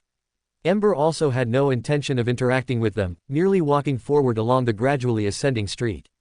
The closer he got to the higher areas, the more magnificent the buildings became, with massive stone pillars supporting exaggerated domes. The people living within this black and white old photograph were generally tall, seemingly studying, working, and resting normally. The scenes here continuously changed, showing the birth of infants, the growth of children, the naivety of youth, the troubles of adulthood, the pressure of middle age, and the sadness of old age, and after death, they turned into marionettes, confidently heading to the palace at the peak. This was the kingdom of night. It belonged to the mother of the sky, and also to half of the fool. The living believed in the mother of the sky, and the dead became marionettes serving the fool. This set of procedures flowed smoothly, a method of exploiting believers that even capitalists would repeatedly praise upon seeing it. Ember once again set foot on the path up the mountain, entering the magnificent palace that seemed to enshrine gods. In the depths of the palace, on the massive stone chair, a figure rested his elbows on the armrests, with his head leaning back against the chair. His face was quite young, but his long hair was already half white, half hidden and half obvious. He was male in appearance, his eyes were even darker than Zarathul's, and contained an unspeakable sense of vicissitude. His facial features were all decent, but tufts of thick, black short hair, like wolf bristles, grew on his cheeks, giving a contradictory feeling of being both old and young, both rational and insane. This was the ancestor of the Antigonus family. This time, he did not appear in his mythical creature form, but sat on the massive stone chair in his original appearance. At this moment, his eyes were half open and half closed, as if resting, while inside the hall, corpses, either simply or luxuriously clothed, hung suspended. They resembled an inverted forest, swaying gently in the wind. Although it was already his second time going up the mountain, Ember was not surprised by everything happening before him. He knew he was in a dream, in the dream of the ancestor of the Antigonus family sitting on the stone chair, half of the fool.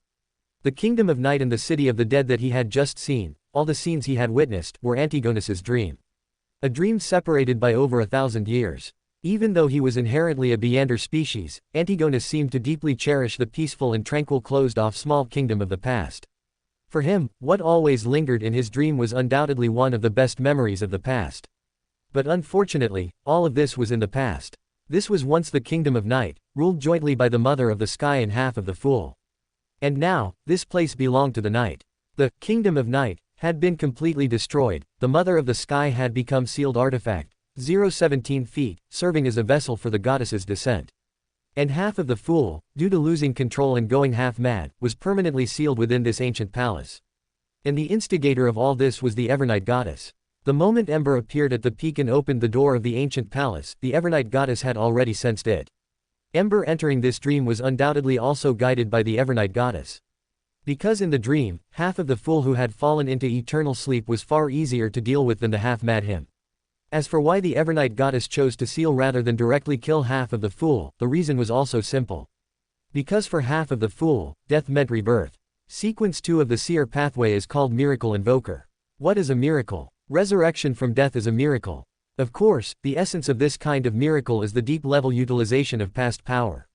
So when a miracle invoker dies, the Beander characteristics contained within their destroyed body will unknowingly enter the historical void, combine with projections of spirit worms from the past, giving them substance, allowing them to emerge from the mists of history and reconstruct their body in the real world to revive.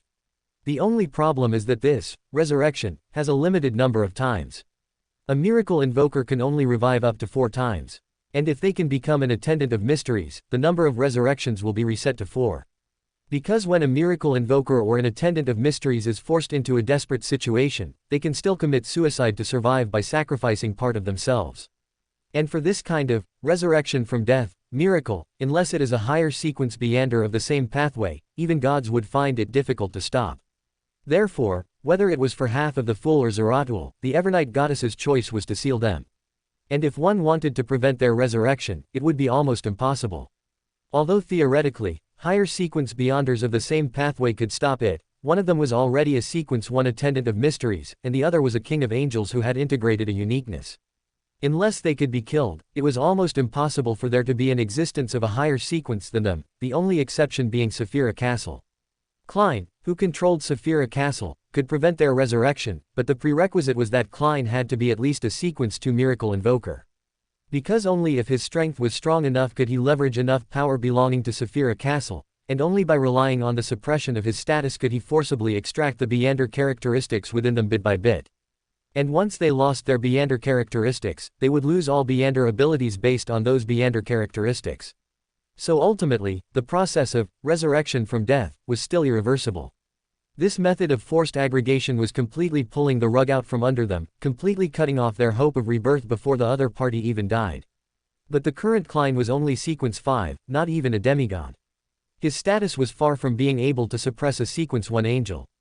But Ember could. Although he was only a sequence 5 traveler, the status of the first fire was even above that of the Saphira.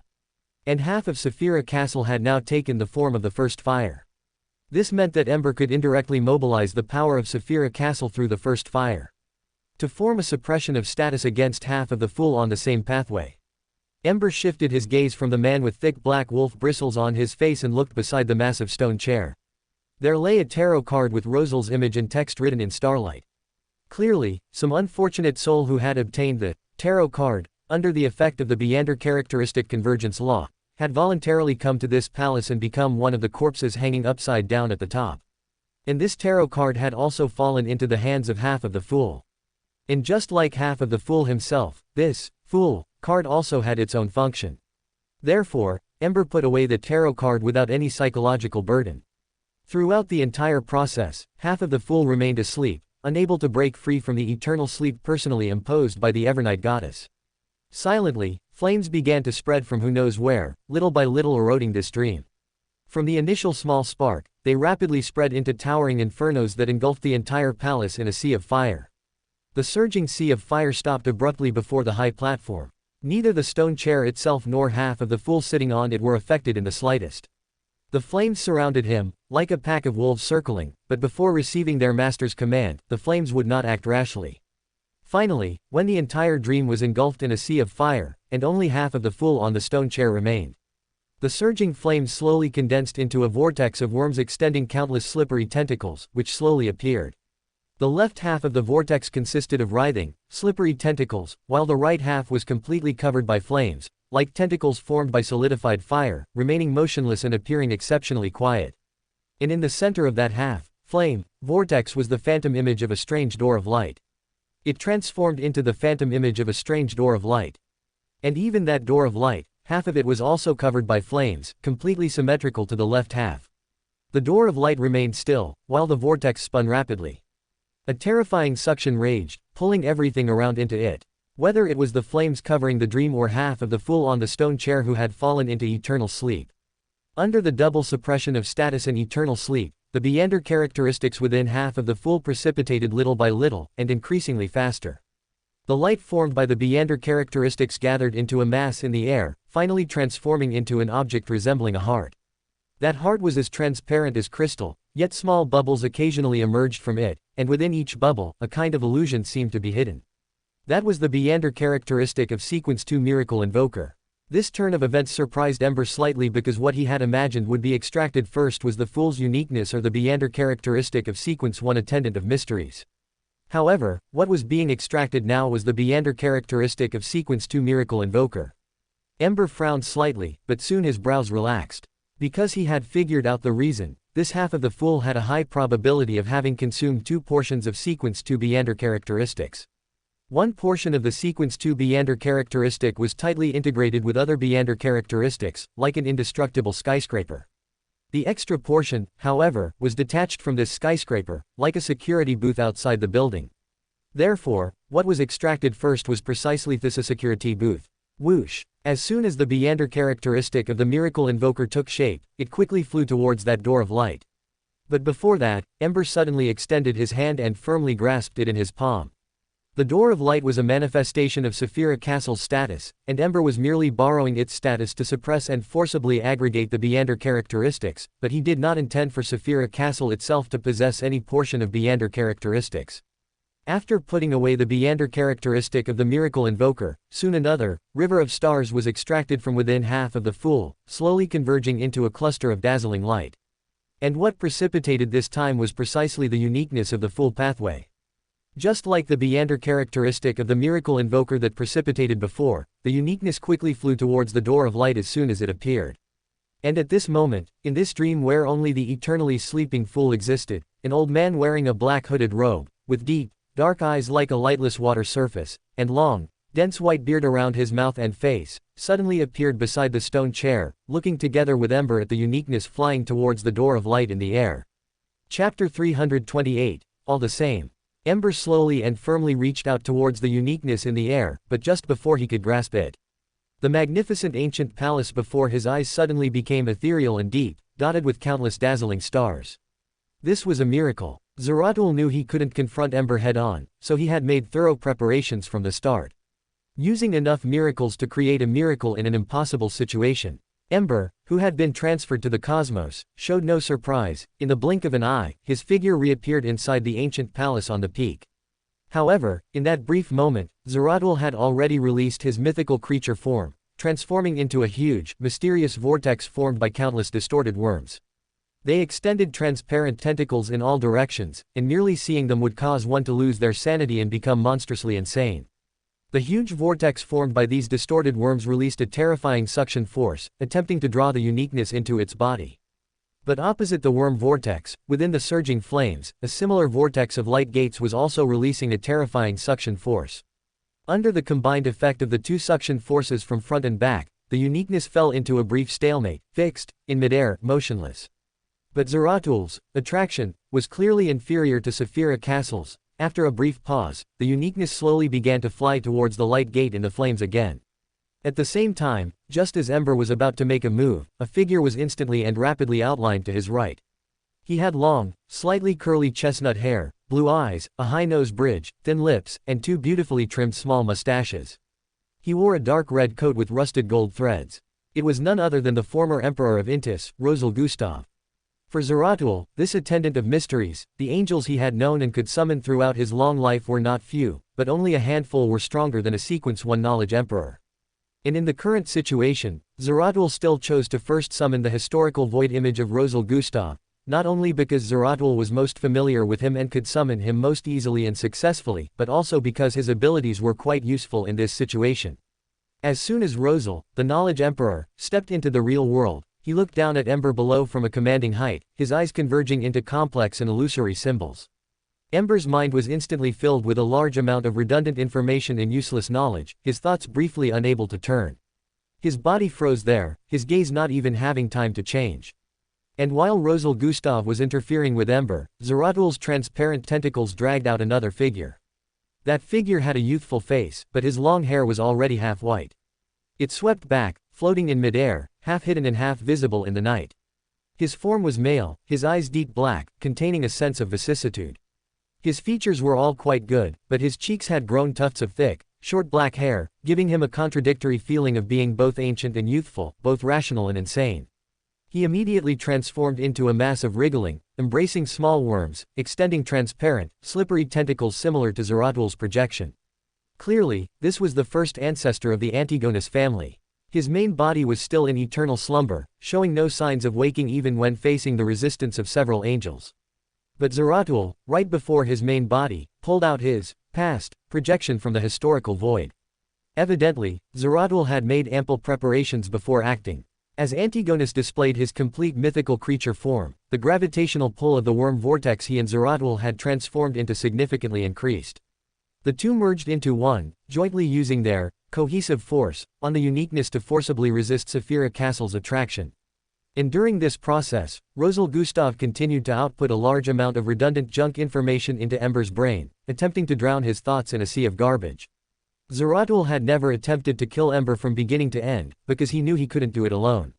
So his goal was simply to buy time. As long as he could drag it out until he had the uniqueness in his grasp, it would be a victory.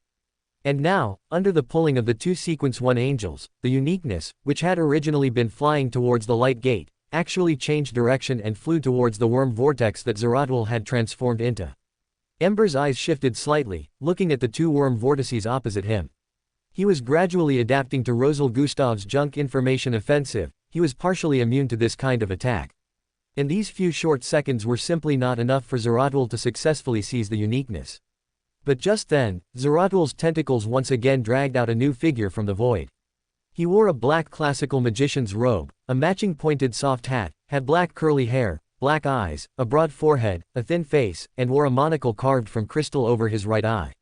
As soon as Aemon appeared, his deep black eyes became normal, not at all like a projection. He looked down at the few people fiercely contending for the uniqueness below, curled the corner of his mouth, and said with great interest. A bit interesting. In a sense, he and Zeratul were actually enemies. Because they both needed to contend for Saphira Castle, to contend for the position of Lord of the Mysteries. So Aemon had never thought that Zeratul would actually take the initiative to summon his projection. This was almost equivalent to courting death. Although Zeratul was skilled in concealment, once he actively summoned Aemon could use this to pinpoint Zeratul's location. But in the current situation, even Aemon would not attack Zeratul. After all, neither he nor Zeratul had become true gods yet. Instead, when facing the common enemy of Ember and Fool, who possessed Saphira Castle, they could become temporary allies. Whether he could become a god was not important. What was important was not letting the enemy become a god. So Aemon immediately locked his gaze onto Ember, with a slightly playful smile, and waved his hand with interest. Yo, long time no see. He raised his right hand and adjusted the crystal-carved monocle again. A ray of light lit up with it. Dong! A distant, ethereal bell chime echoed around. It seemed to have traveled through a long history, making everything around slow down, including the surging darkness. In midair, patches of black were pierced, revealing a huge wall clock carved from stone. It was ancient and mottled, its surface divided into 12 sections by gray, white and dark green. Each section contained a different symbol, and there were 3 hands, one long, one short, and one medium, seemingly composed of 12 segments of worm of time, full of a sense of vicissitude. As the second hand ticked, the bell chimed again. Dong! In the echoing sound, Ember's thoughts slowed down again, even stagnating. Then, the ancient clock's phantom disappeared, turning back into Aemon, wearing a pointed soft hat and a monocle. He raised his hand to adjust his monocle and walked leisurely towards the uniqueness being attracted by Zeratul and the Antigonus family first ancestor. Behind him was Zeratul, who was also caught in the slowness and could only watch everything helplessly. Although he and Zeratul were temporary allies in the matter of confronting Ember, this did not mean he couldn't scheme against his allies. Before finding Pale Zoroaster, he could never become a god. But whether it was Ember or Zeratul, if either of them obtained the uniqueness, they would have a chance to become a god in a short time. So he neither wanted Ember to get the uniqueness nor Zeratul to get the uniqueness. Given this, it could only be reluctantly kept by him. Among the three pathways of Lord of the Mysteries, he himself represented the error pathway, and although Mr. Door of the Door pathway was the strongest, he was currently exiled outside of reality, being toyed with by outer gods to the point of being half dead, completely unable to compete for the position of Lord of the Mysteries. Therefore, as long as he could hold the uniqueness of the full pathway in his hand, he would be the sole candidate for Lord of the Mysteries. With a triumphant smile, Eamon walked beside the uniqueness, attempting to take this key item into his hand. However, just then, Amon's figure suddenly became incredibly ethereal, as if it would dissipate into nothingness the next second. Eamon looked back at Zeratul. He had been summoned by Zeratul. Even if he had regained his consciousness through a bug, and turned this historical projection into his clone, the basis for this clone's existence was still Zeratul. If the other party wished, they could completely lift the historical projection's summoned state at any time. And his current change was clearly Zeratul's counterattack and warning to him. However, how could Eamon be someone so easily warned? The originally ethereal projection solidified again in the blink of an eye, and Eamon grabbed towards the uniqueness without hesitation.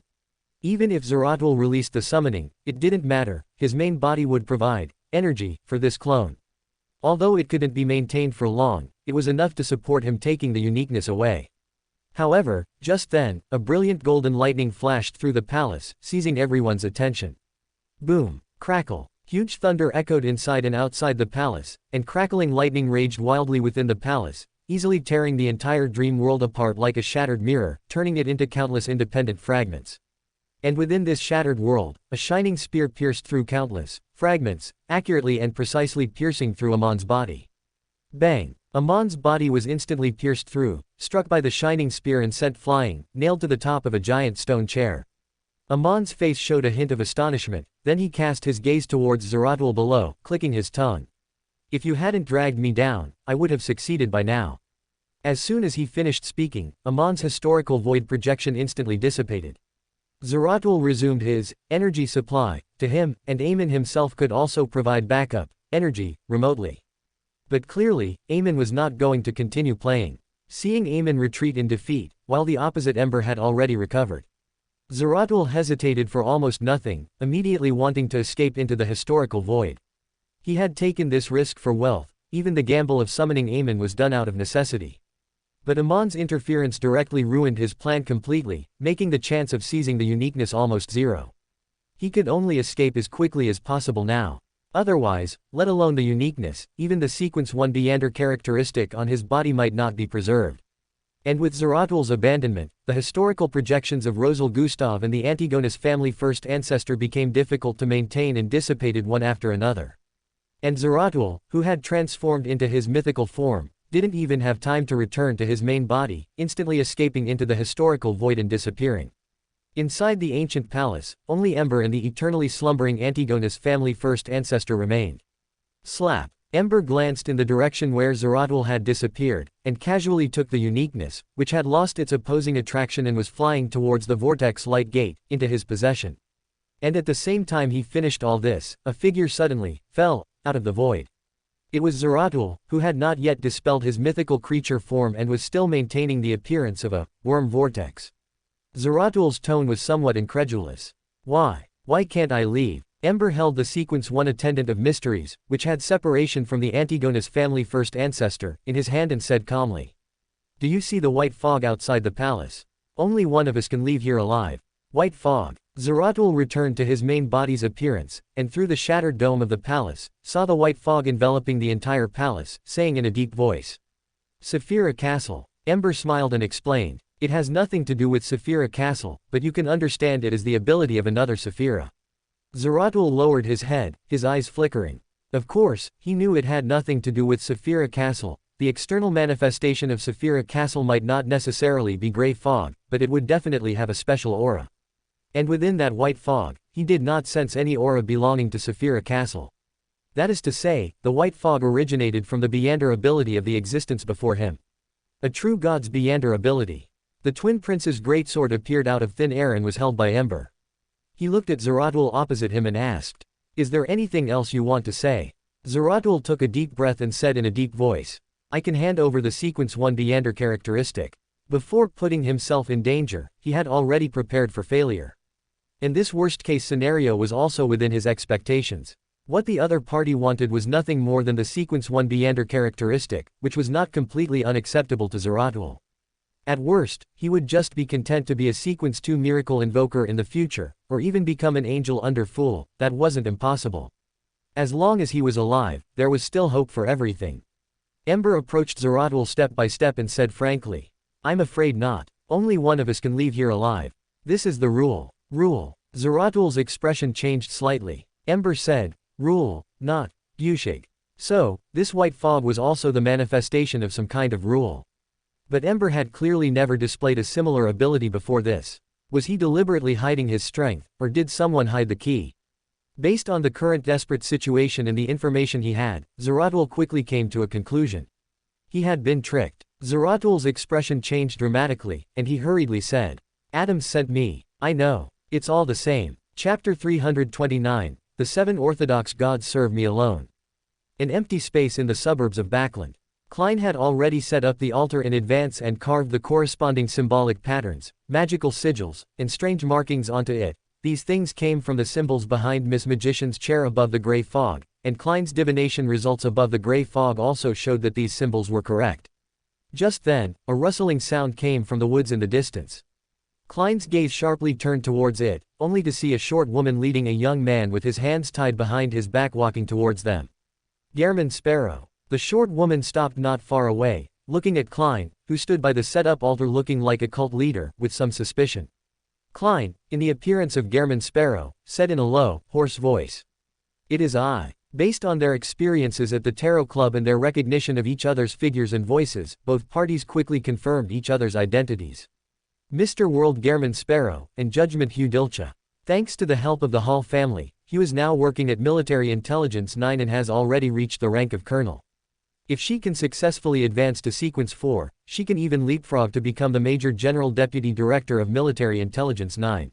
Hugh kicked the inner side of the knee joint of the young man with his hands tied behind his back, making him kneel on the ground with a painful scream, and said indifferently, "This is the person you wanted, Francis Yeager, the unwinged angel of the criminal pathway, Sequence 8.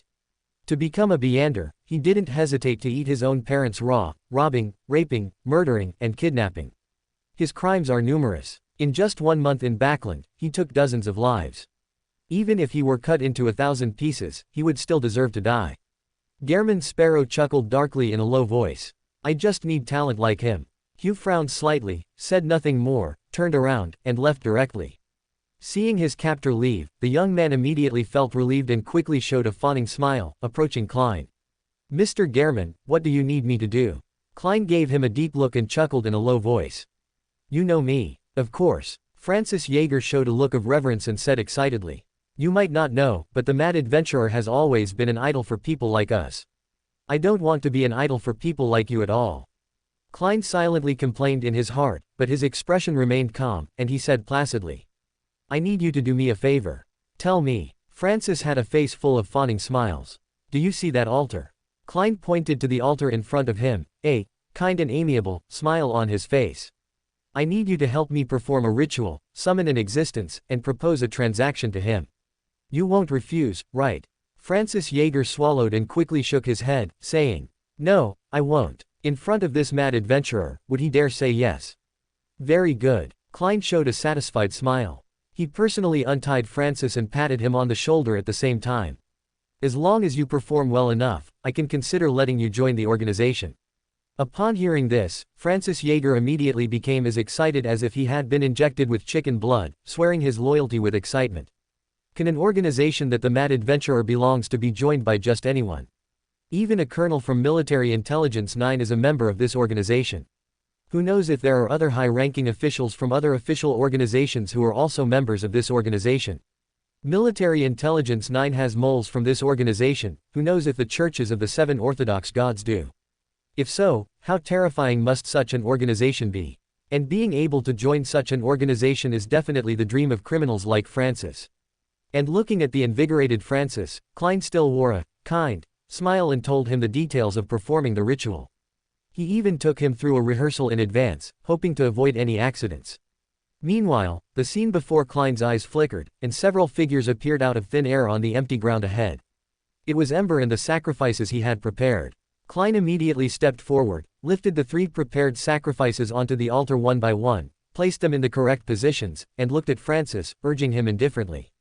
Begin. Francis was clearly a bit nervous, but he still followed the steps from the rehearsal just now, looked at the only candle on the altar, raised his hand, and lit it. Klein stepped back a few steps, lowered his voice, and asked, "Is that old man Antigonus?" There were 3 people on the altar in total. The young man was the saint of mysteries, the woman was the parasite from the sewer, so the identity of that old man was obvious, the ancestor of the Antigonus family.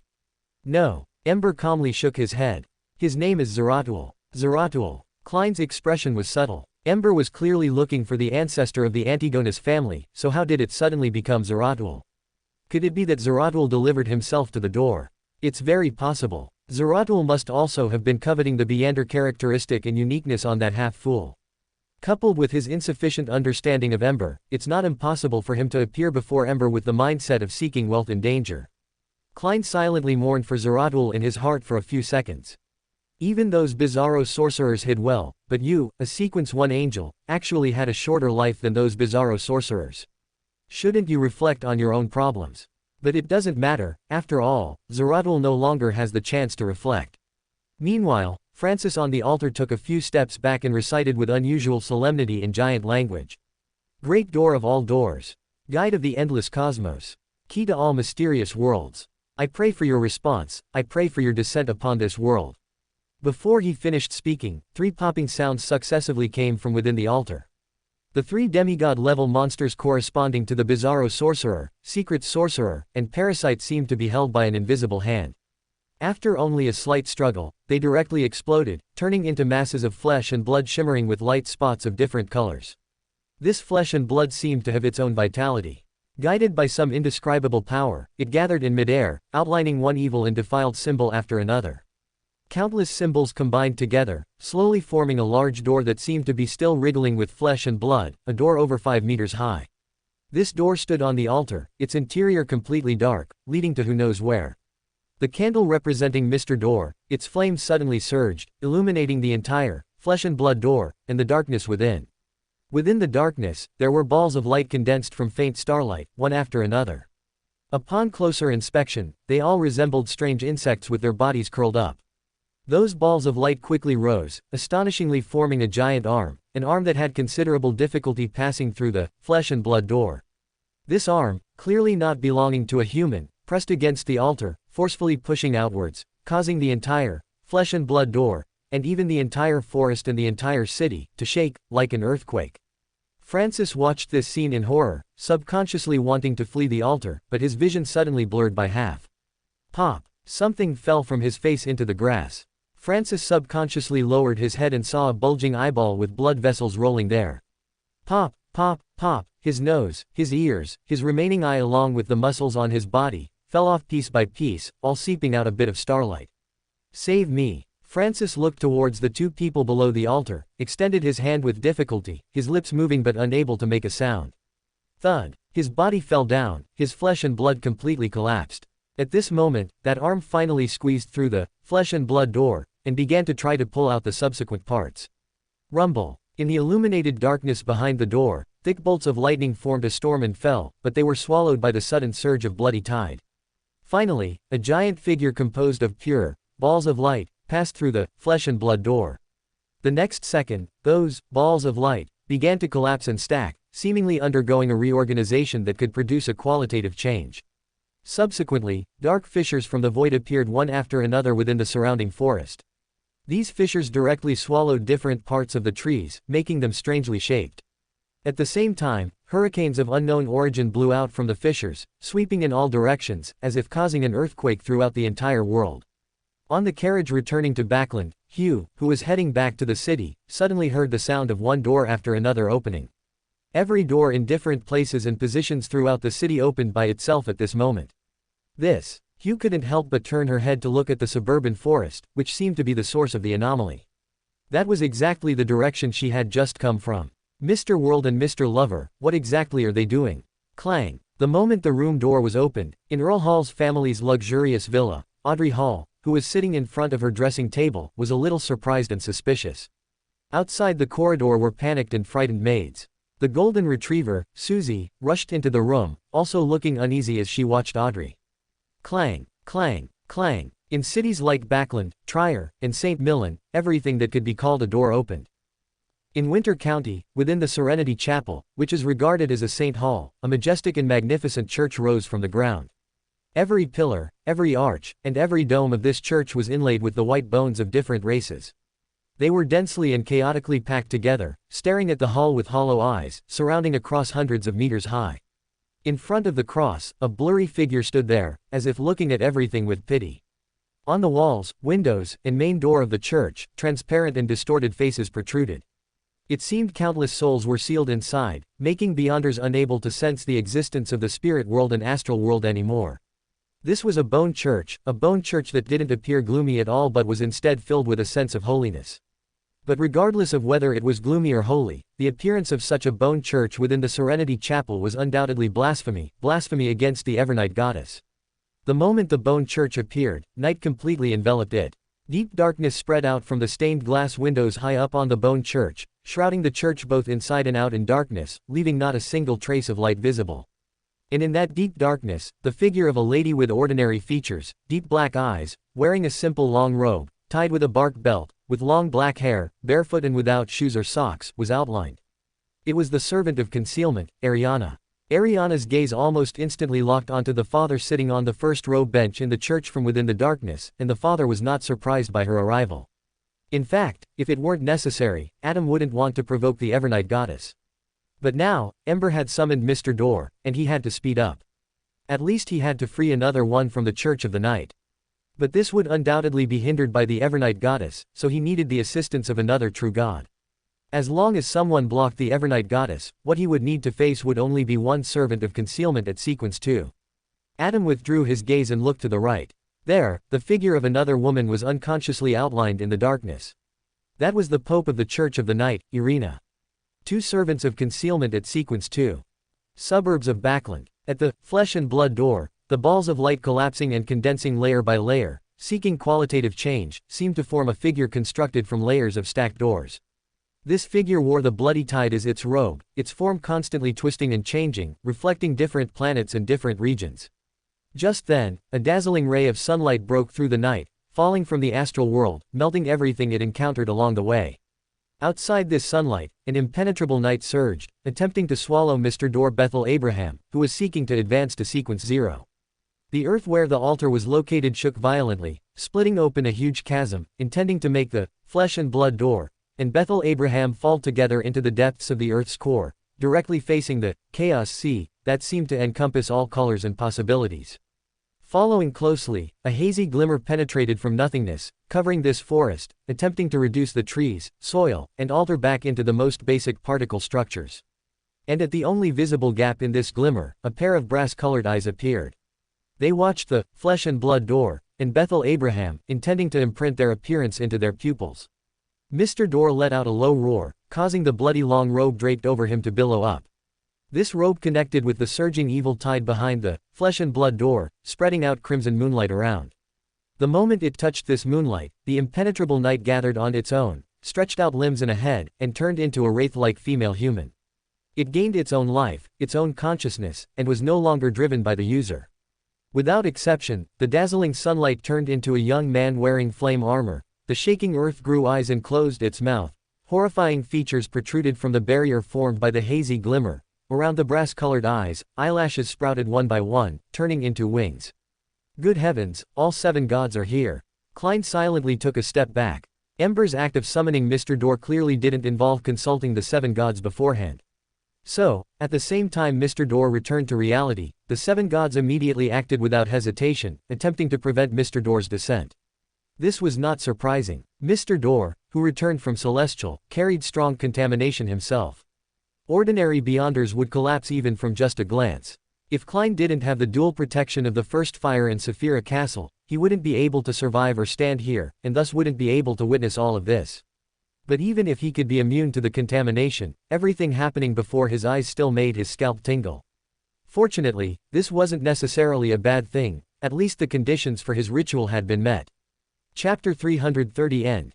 The ritual requirements for the Seer Pathway Sequence 4 Bizarro Sorcerer are 2. primarily relying on one's own strength and planning, direct a grand play witnessed by numerous spectators, thereby murdering a demigod or equivalent beyonder creature, and then, in the concluding part of the play, consume the potion.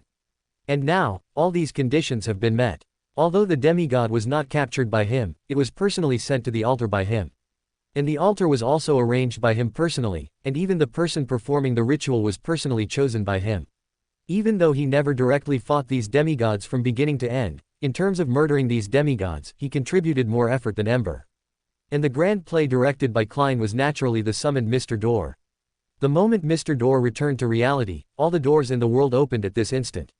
If this cannot be considered a grand play, then perhaps there is no such thing as a grand play in this world at all. As for spectators, broadly speaking, everyone affected by this ritual can be considered a spectator, even if they don't know who caused the effect. And even in a narrow sense, Klein had at least 9 spectators. The 7 gods, Ember, Mr. Door, and others such as the Hidden Sage, the Primordial Demoness, Adam, Aemon, the True Creator, and even those gods and angels from the celestial realm who were watching covetously, even if they didn't appear, would definitely cast their gaze upon this earth. And these existences were all Klein's spectators. Although the gazes of these existences were mainly focused on the altar, their main concern was whether Mr. Door could successfully return to reality, and they would not pay too much attention to Klein, a peripheral figure. But even if it was just a sidelong glance, it was a sidelong glance from gods, which was absolutely more than enough as a ritual requirement. Whoosh! Klein took a deep breath and turned his gaze towards Ember.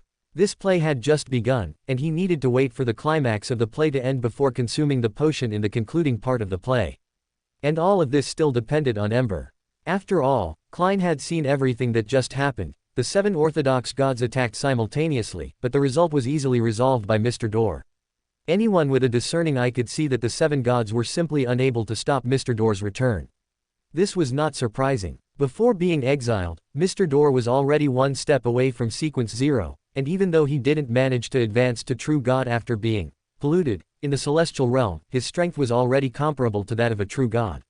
If the 7 orthodox gods had personally been present, perhaps they could have joined forces to expel him. But if it was just an ineffectual obstruction like this, it couldn't pose a substantial threat to Mr. Door at all. Thoughts surged in Klein's mind, but suddenly, a brilliant golden light seized his entire vision. It was a sunlight spear held in Ember's hand, thrown high towards the door of flesh and blood. Bang! As the dazzling sunlight pierced the sky, the surrounding brass-colored eyes with wings, the young man in flame armor, the hazy light shield highlighting terrifying features, the earth that opened its eyes and closed its mouth, and the wraith-like woman all disappeared simultaneously, vanishing silently from this world. Golden lightning pierced the darkness, forming a storm, tearing apart everything it encountered along the way with extreme violence. The polluted divine power of the 7 gods instantly melted away, and everything in the world seemed to be completely purified at this moment, with no shadow surviving under that dazzling light. And under the gaze of the 7 gods, the spear transformed from sunlight finally pierced through the door of flesh and blood, opened between reality and the cosmos. The outer layer of flesh and blood was instantly melted away, and the dazzling light still shone, not dimming in the slightest because of this. The spear shone, and the woven lightning storm turned into a woven illusory great door, completely sealing off the door of flesh and blood. And the spear that pierced through the great door also tightly locked the great door like a bolt, making it impossible for anyone to open it. The moment the great door was sealed, Mr. Door, who was struggling madly, suddenly paused. The light of the blood-colored robe dimmed slightly, and the figure of the collapsed light sphere seemed to finally regain a trace of its own consciousness. That dazzling spear tightly sealed the opened door of flesh and blood, and the crimson tide that was originally madly squeezing into the cracks of the door of flesh and blood was now completely isolated outside the door by the doorway formed by the shining golden storm. And when the door of flesh and blood was sealed, and when the crimson evil tide was isolated, Mr. Door let out a painful low roar, wanting to forcibly peel off the blood-colored robe from his body. That blood-colored robe was like Mr. Door's skin, clinging tightly to Mr. Door's figure, which was formed by the collapse of light imprints. Even though it had lost contact with the main body, how could the pollution from the outer gods be so easily peeled off? Amidst the illusory splashing sound, the crimson tide madly washed against the great door, trying to break through the barrier and invade this world again. And while resisting Mr. Door's peeling, the blood-colored robe lifted its hem high, scattering more crimson moonlight, attempting to collaborate with the crimson evil tide from inside and outside to break through the great door sealed by the dazzling light. But before that, their gazes were once again seized by the dazzling gold.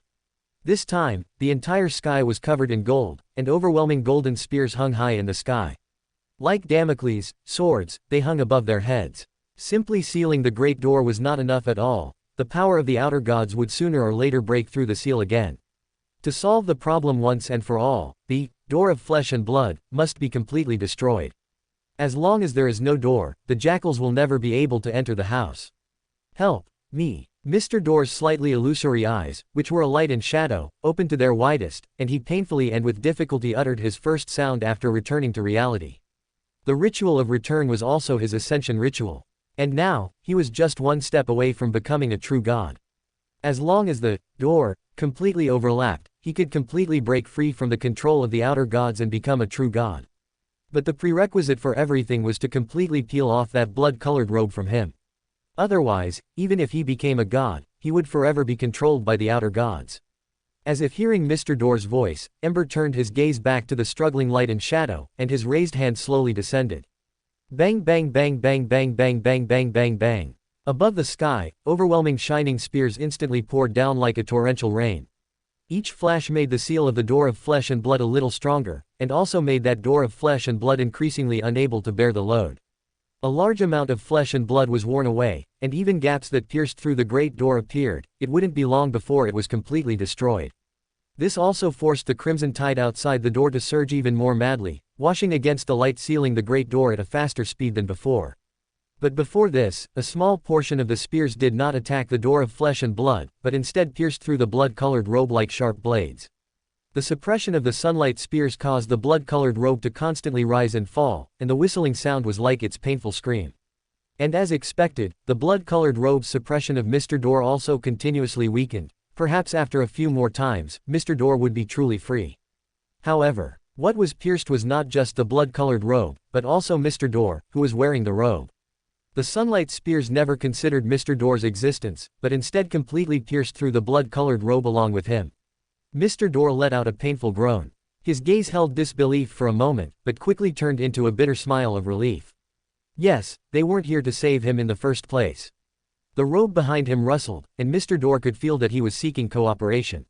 He was even willing to relax his control over Mr. Door, as long as he could keep this robe, because this was the foundation for his invasion of the world. But Mr. Door had already struggled painfully for thousands of years under the control of the outer gods. He was already tired. Even if he died, he would drag the outer gods with him. Finally, as one spear after another fell, brilliant light erupted simultaneously in an instant, illuminating the entire world. The door of flesh and blood had completely disintegrated, the blood-colored robe had also completely melted away in the sunlight, and the illusory light and shadow that Mr. Door had transformed into also turned into dust inch by inch under the sunlight, leaving behind countless brilliant starlight only in the sunlight.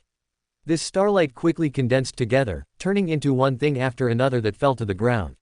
Among them were a pair of eyeballs that seemed to be composed of pure starlight and contained layers upon layers of illusory doors, 3 translucent, strangely shaped keys, a quietly burning brilliant tinder, a miniature starlight door, crystal balls formed by intertwined insects.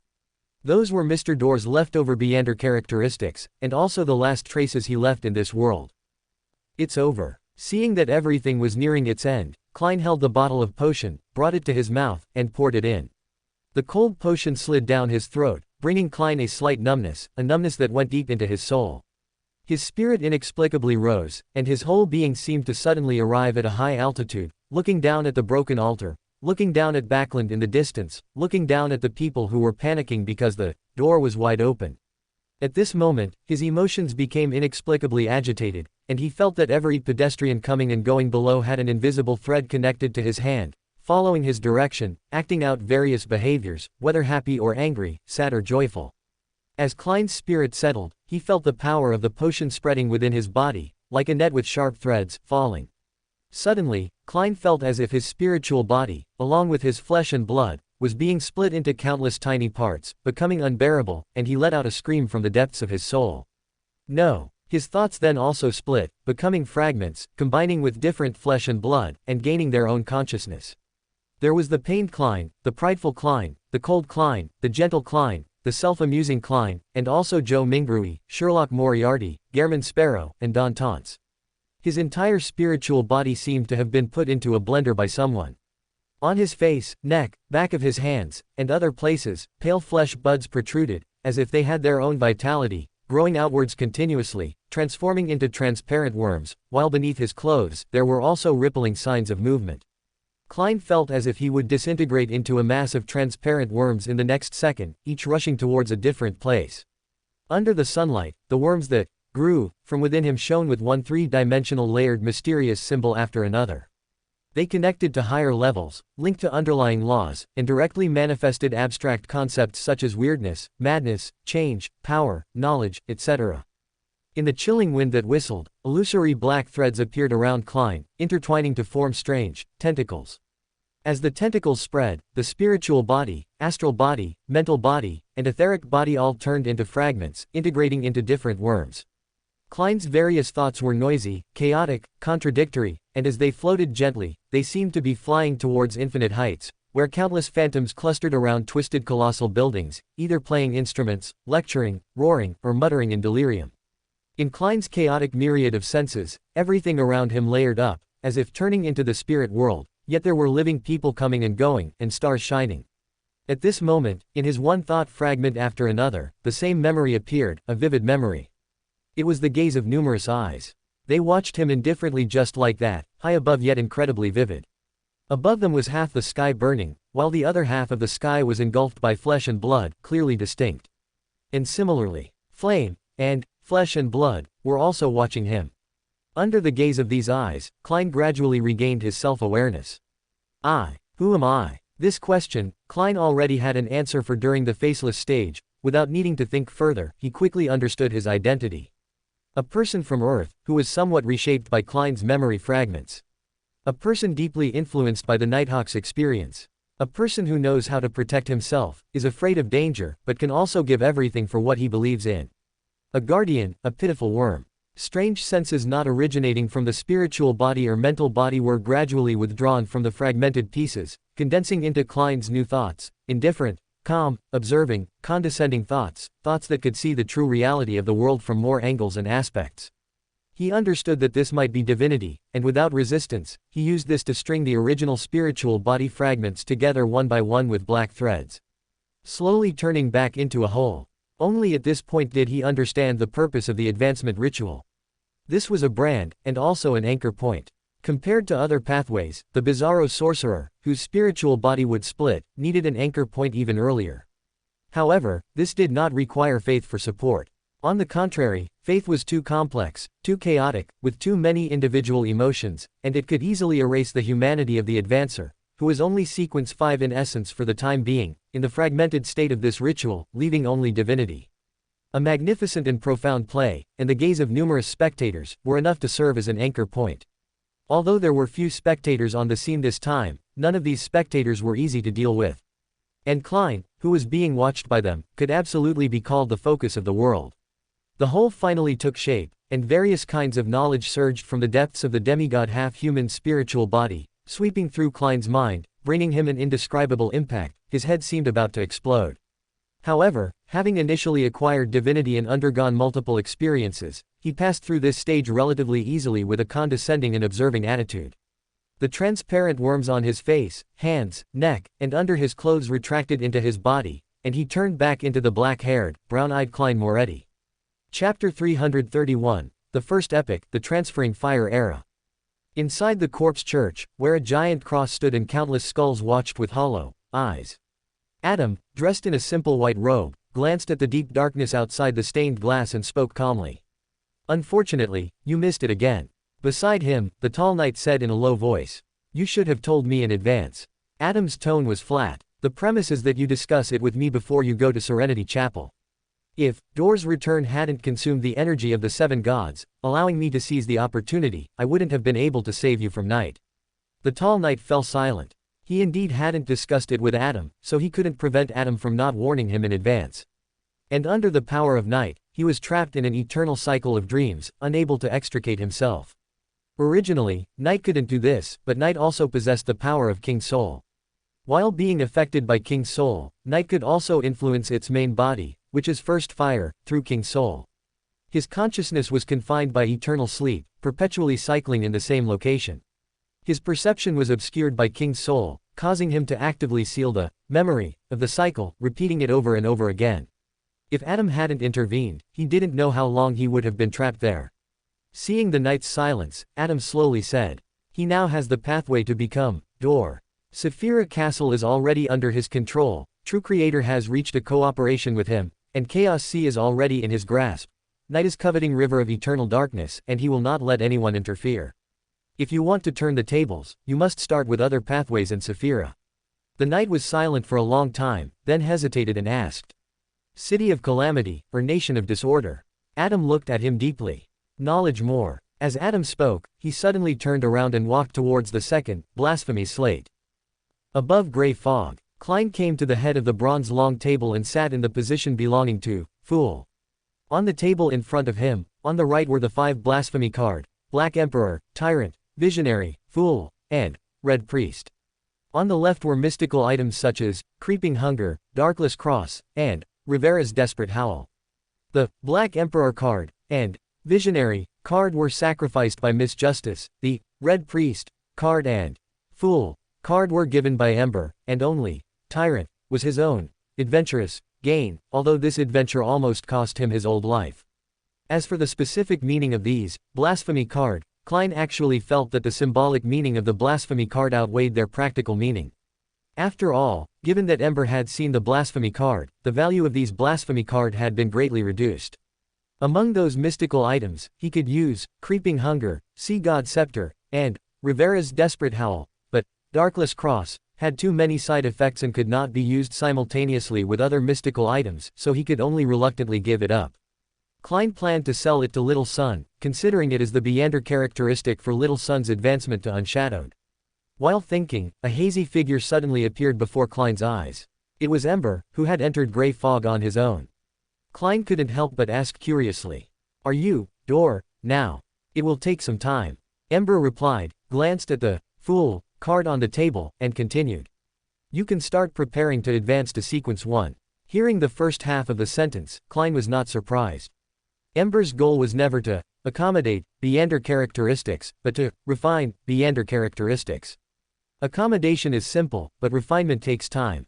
And if you want an example, there is a tall building, and the goal of Beander is to live in this building. The stronger the Beander, the higher they live.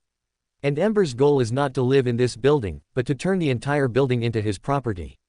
In other words, what Beander wants is residency, while Ember wants ownership. Whether or not to live in it is not important, what is important is who owns the property rights of this building. The same is true for Saphira Castle. The ownership of Saphira Castle previously belonged to the first, but now half of the ownership of this building belongs to Ember. As for Klein, he is just a temporary tenant of this building, unable to compete for property rights.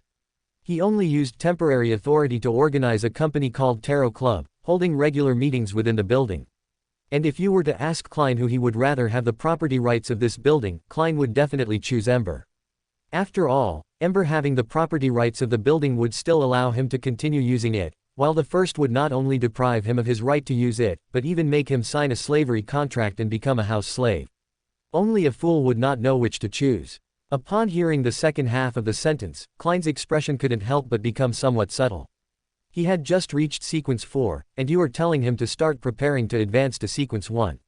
Isn't this a bit too eager for success? Klein thought for a moment and said cautiously, "You do have the Beander characteristic, but digesting the potion still requires some time after all." He was not Ember and had no way to directly refine it with First Fire. Although he could also ask First Fire to help digest the potion, this did not meet the expectations of both parties. Klein needed to gradually control Saphira Castle and deepen his connection with Saphira Castle in order to facilitate the fusion of First Fire and Saphira Castle. And if First Fire were to replace the ritual, it would only unilaterally strengthen Klein's connection with First Fire, and at the same time, it would cause Saphira Castle to reject him, the temporary tenant, and even lose control of Saphira Castle. Therefore, the necessary rituals were necessary. Ember didn't seem surprised by this and said, "As long as you can defeat Farron Undead Legion, you should have enough soul to digest the potion." Klein said with some surprise, "Can't demigod enter dream world? There are exceptions to everything." Hearing Ember's answer, Klein couldn't help but show a strange expression. "Playing favorites, are we? I like it." Klein calculated a bit. Digesting the Sequence 6 potion requires 100,000 soul, Sequence 5 requires 1 million soul, and the corresponding Sequence 4 requires 10 million soul. In the dream world, a demigod like Gouda only has 300,000 soul. He would need to kill at least 3 demigods to digest the potion. But as one of the Lord of Cinder, the amount of soul dropped by Farron Undead Legion should be far above Gouda. So as long as he can clear Farron Undead Legion, completing the digestion of the Sequence 4 potion will not be difficult. As for the ritual requirements for Sequence 3 Scholar of Yore, this is actually the simplest. The ritual requirement for Scholar of Yore is to be completely detached from reality for at least 300 years, and to consume the potion after oneself has become history and no longer belongs to the current era. Its essence is to eliminate the interference of details and provide a clear and accurate positioning imprint for oneself to become Scholar of Yore, preventing getting lost. For other Bizarro Sorcerer, the biggest difficulty of the advancement ritual is undoubtedly how to live for 300 years. After all, the Seer pathway is not known for its long life like the Apothecary pathway. Moreover, being completely detached from reality for 300 years can easily drive one mad. For Bizarro Sorcerer who are already on the verge of split personality, the danger of going mad and losing control is not small. Even if this ritual requirement can be completed, wasting 300 years just to complete one ritual is too much of a drag. For most Bizarro Sorcerer, switching pathways is actually the best option. And whether it's switching to the Marauder pathway or the Apprentice pathway, although it still takes a lot of time to find potion formulas and Beander characteristics, it is unlikely to take as long as 300 years. Therefore, for other Bizarro Sorcerer, instead of risking losing control by being detached from reality for 300 years, it is better to find a way to jump to an adjacent pathway. But for Klein, this ritual was tailor-made for him. He was suspended on that peculiar light door for more than 300 years, perhaps even 3,000 years, or even 30,000 years. In a sense, he had actually already met this ritual requirement a long time ago. As soon as the potion is digested, he can directly advance on the spot. Klein hesitated and asked, "What about Sequence 2? Ember asked in return, "What is the ritual for Sequence 2 Miracle Invoker? Let a lost history return to the current era." Klein subconsciously recited the ritual requirement, then was startled, and blurted out, "City of Silver. Let a lost history return to the current era, return, not reappear." The meanings of these two are completely different. If it were to reappear, Klein could completely write a part of the true history of the 4th epic or 3rd epic and spread it, thus completing the ritual. But to return, there must be a physical entity to return. The simplest example is to awaken the ancestors of the Antigonus family. This half-fool was sealed by the goddess in the 4th epic due to losing control, and by now, he has long been forgotten by the world.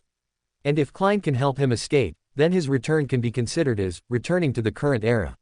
But the half-fool was originally Klein's enemy and had already been killed by Ember, so Klein naturally would not choose him. Excluding the ancestors of the Antigonus family, the lost history that Klein is most familiar with is none other than City of Silver. City of Silver has been trapped in the Forsaken Land of the Gods for thousands of years, and people nowadays don't even know where the Forsaken Land of the Gods is, which definitely qualifies as a lost history. As long as the residents of City of Silver can escape the Forsaken Land of the Gods and return to the North Continent, that history lost for 2,000 or 3,000 years can descend upon the current era. Yes. Ember nodded, affirming Klein's guess, but quickly reminded him, "So you have to be fast." Klein immediately understood what Ember meant. The people of City of Silver were already preparing to explore the Giant King's court, and coincidentally, the Giant King's court had been swept through by Ember. Not only had most of the dangers been cleared, but even the passage back to the North Continent had been opened by him. The difficulty now is not how to make City of Silver return, but how to advance to Sequence 3 Scholar of Yore and digest the potion before City of Silver. After all, as long as the exploration team of City of Silver goes to the Giant King's court, they can find a way to leave without any effort. And if the people of City of Silver leave the Forsaken Land of the Gods before Klein completes the digestion of the Sequence 3 potion, this ritual will be perfectly missed by Klein. Tisk. Klein immediately felt a headache. According to Little Sun, City of Silver would begin exploring the Giant King's court this week. He could only pray that City of Silver's progress would not be too fast, otherwise he would have to find another way. However, how did Zeratul complete the ritual back then? As Klein thought, a special solution suddenly popped into his mind: find a way to isolate some people and some history from reality until they are forgotten, and then let them return to the current era. This might take 300 years, 500 years, or even longer. But for Bizarro Sorcerer, this amount of time is just right. Sequence 3 Scholar of Yore needs to be completely detached from reality for at least 300 years, and if Bizarro Sorcerer can obtain the Sequence 2 Miracle Invoker Potion formula in advance, they can prepare for the Sequence 2 Feat ritual beforehand. While detaching themselves from reality, they also isolate another group of people, letting them detach from reality together, thus paving the way for the Sequence 2 ritual. And when they become Sequence 2, they can begin preparing for the Sequence 1 Attendant of Mysteries ritual. Establish a town composed purely of puppets and design each puppet's own fate trajectory, allowing them to interact with each other to depict a sufficiently realistic picture of life, and create a corresponding area in the spirit world. The larger the scale of this town, the more puppets there are, the more detailed the daily life, and the more vivid, real, and long-lasting the different fates, the better the effect of the ritual. Klein inexplicably thought of the dream world and had a sudden idea. When I prepare to advance to Sequence 1, do you think I should set up a town based on Dark Souls? Ember seemed very surprised. Why would you have such an idea? Just as Klein was about to answer, Ember shook his head and said, "There's no need. Your Sequence 1 foot ritual can be simpler. The dream world can be considered your ritual for advancing to Sequence 0. Sequence 0. Klein immediately thought of the corresponding ritual, fooling time, history, or fate once. Then what does the existence of the dream world fool? Klein almost immediately thought of the answer, everything. He had suspected the purpose of the dream world's existence for a long time, which was to tell the story that once happened in Rodland. So from the beginning, as long as Beander entered the Firelink Shrine, Ludlith the Exiled would tell him everything. And everything that happened after that, whether it was the convenience of digesting the potion, or the magic taught by the magic teacher after finding Orbeck of Vinheim, was all to attract Beander to delve deeper into the story contained in this dream. The creator of the dream, Karula, hoped to tell the people of this world the story that once happened. So why tell such a story? Just pick any bookstore on the street, and there are tens of thousands of stories recorded in the books. If it's just about telling stories, there's no need to expend huge effort to build a dream that is indistinguishable from reality. The meaning of the dream's existence is to make the Beander who enter it feel like they are there, to make them believe it is real. But this is clearly not enough. The dream is just the foundation, just a seed planted in the hearts of Beander. What truly needs to be done is to make the story that happens in the dream become reality. Their goal is to replace a certain period of history in this world with the history that once happened in Rodland, for example, the First Epic. The First Epic is also known as the Chaos Era, and there are no historical records of this period to this day. Then, Ember and the others can completely replace the true history of the First Epic with the past of Rodland's transferring fire. By then, the First Epic might no longer be called the Chaos Era, but the Transferring Fire Era. The failure of Transferring Fire opened the Deep Sea Era, opened the Dark Age, which is the Dark Epic of the Second Epic. If they can truly succeed, then Ember and the others will have completely fooled time, history, and fate, and also the world. And by then, First Fire will truly replace the so-called creator. The creator will still be praised by people, but the creator will no longer be a materialized figure or image, but First Fire. Klein was silent for a long time. This crazy conjecture made it difficult for him to calm down. He also suddenly realized that although Ember had always appeared calm and composed, in fact, the relationship between him and the creator is one of mortal enmity. Even though these two have never truly met from beginning to end. Chapter 332, Supporting Characters. Dream World. Klein calmly observed the war between the Soul Eaters and the Gru, and finally stepped forward to harvest the lives of the surviving Gru. This was not a common occurrence, as most of the time the Soul Eaters were victorious. Before opening the door to the mausoleum where the Farron Undead Legion was located, Klein summoned a helper on the uneven platform in front of the steps, Gothard of the Black Hand.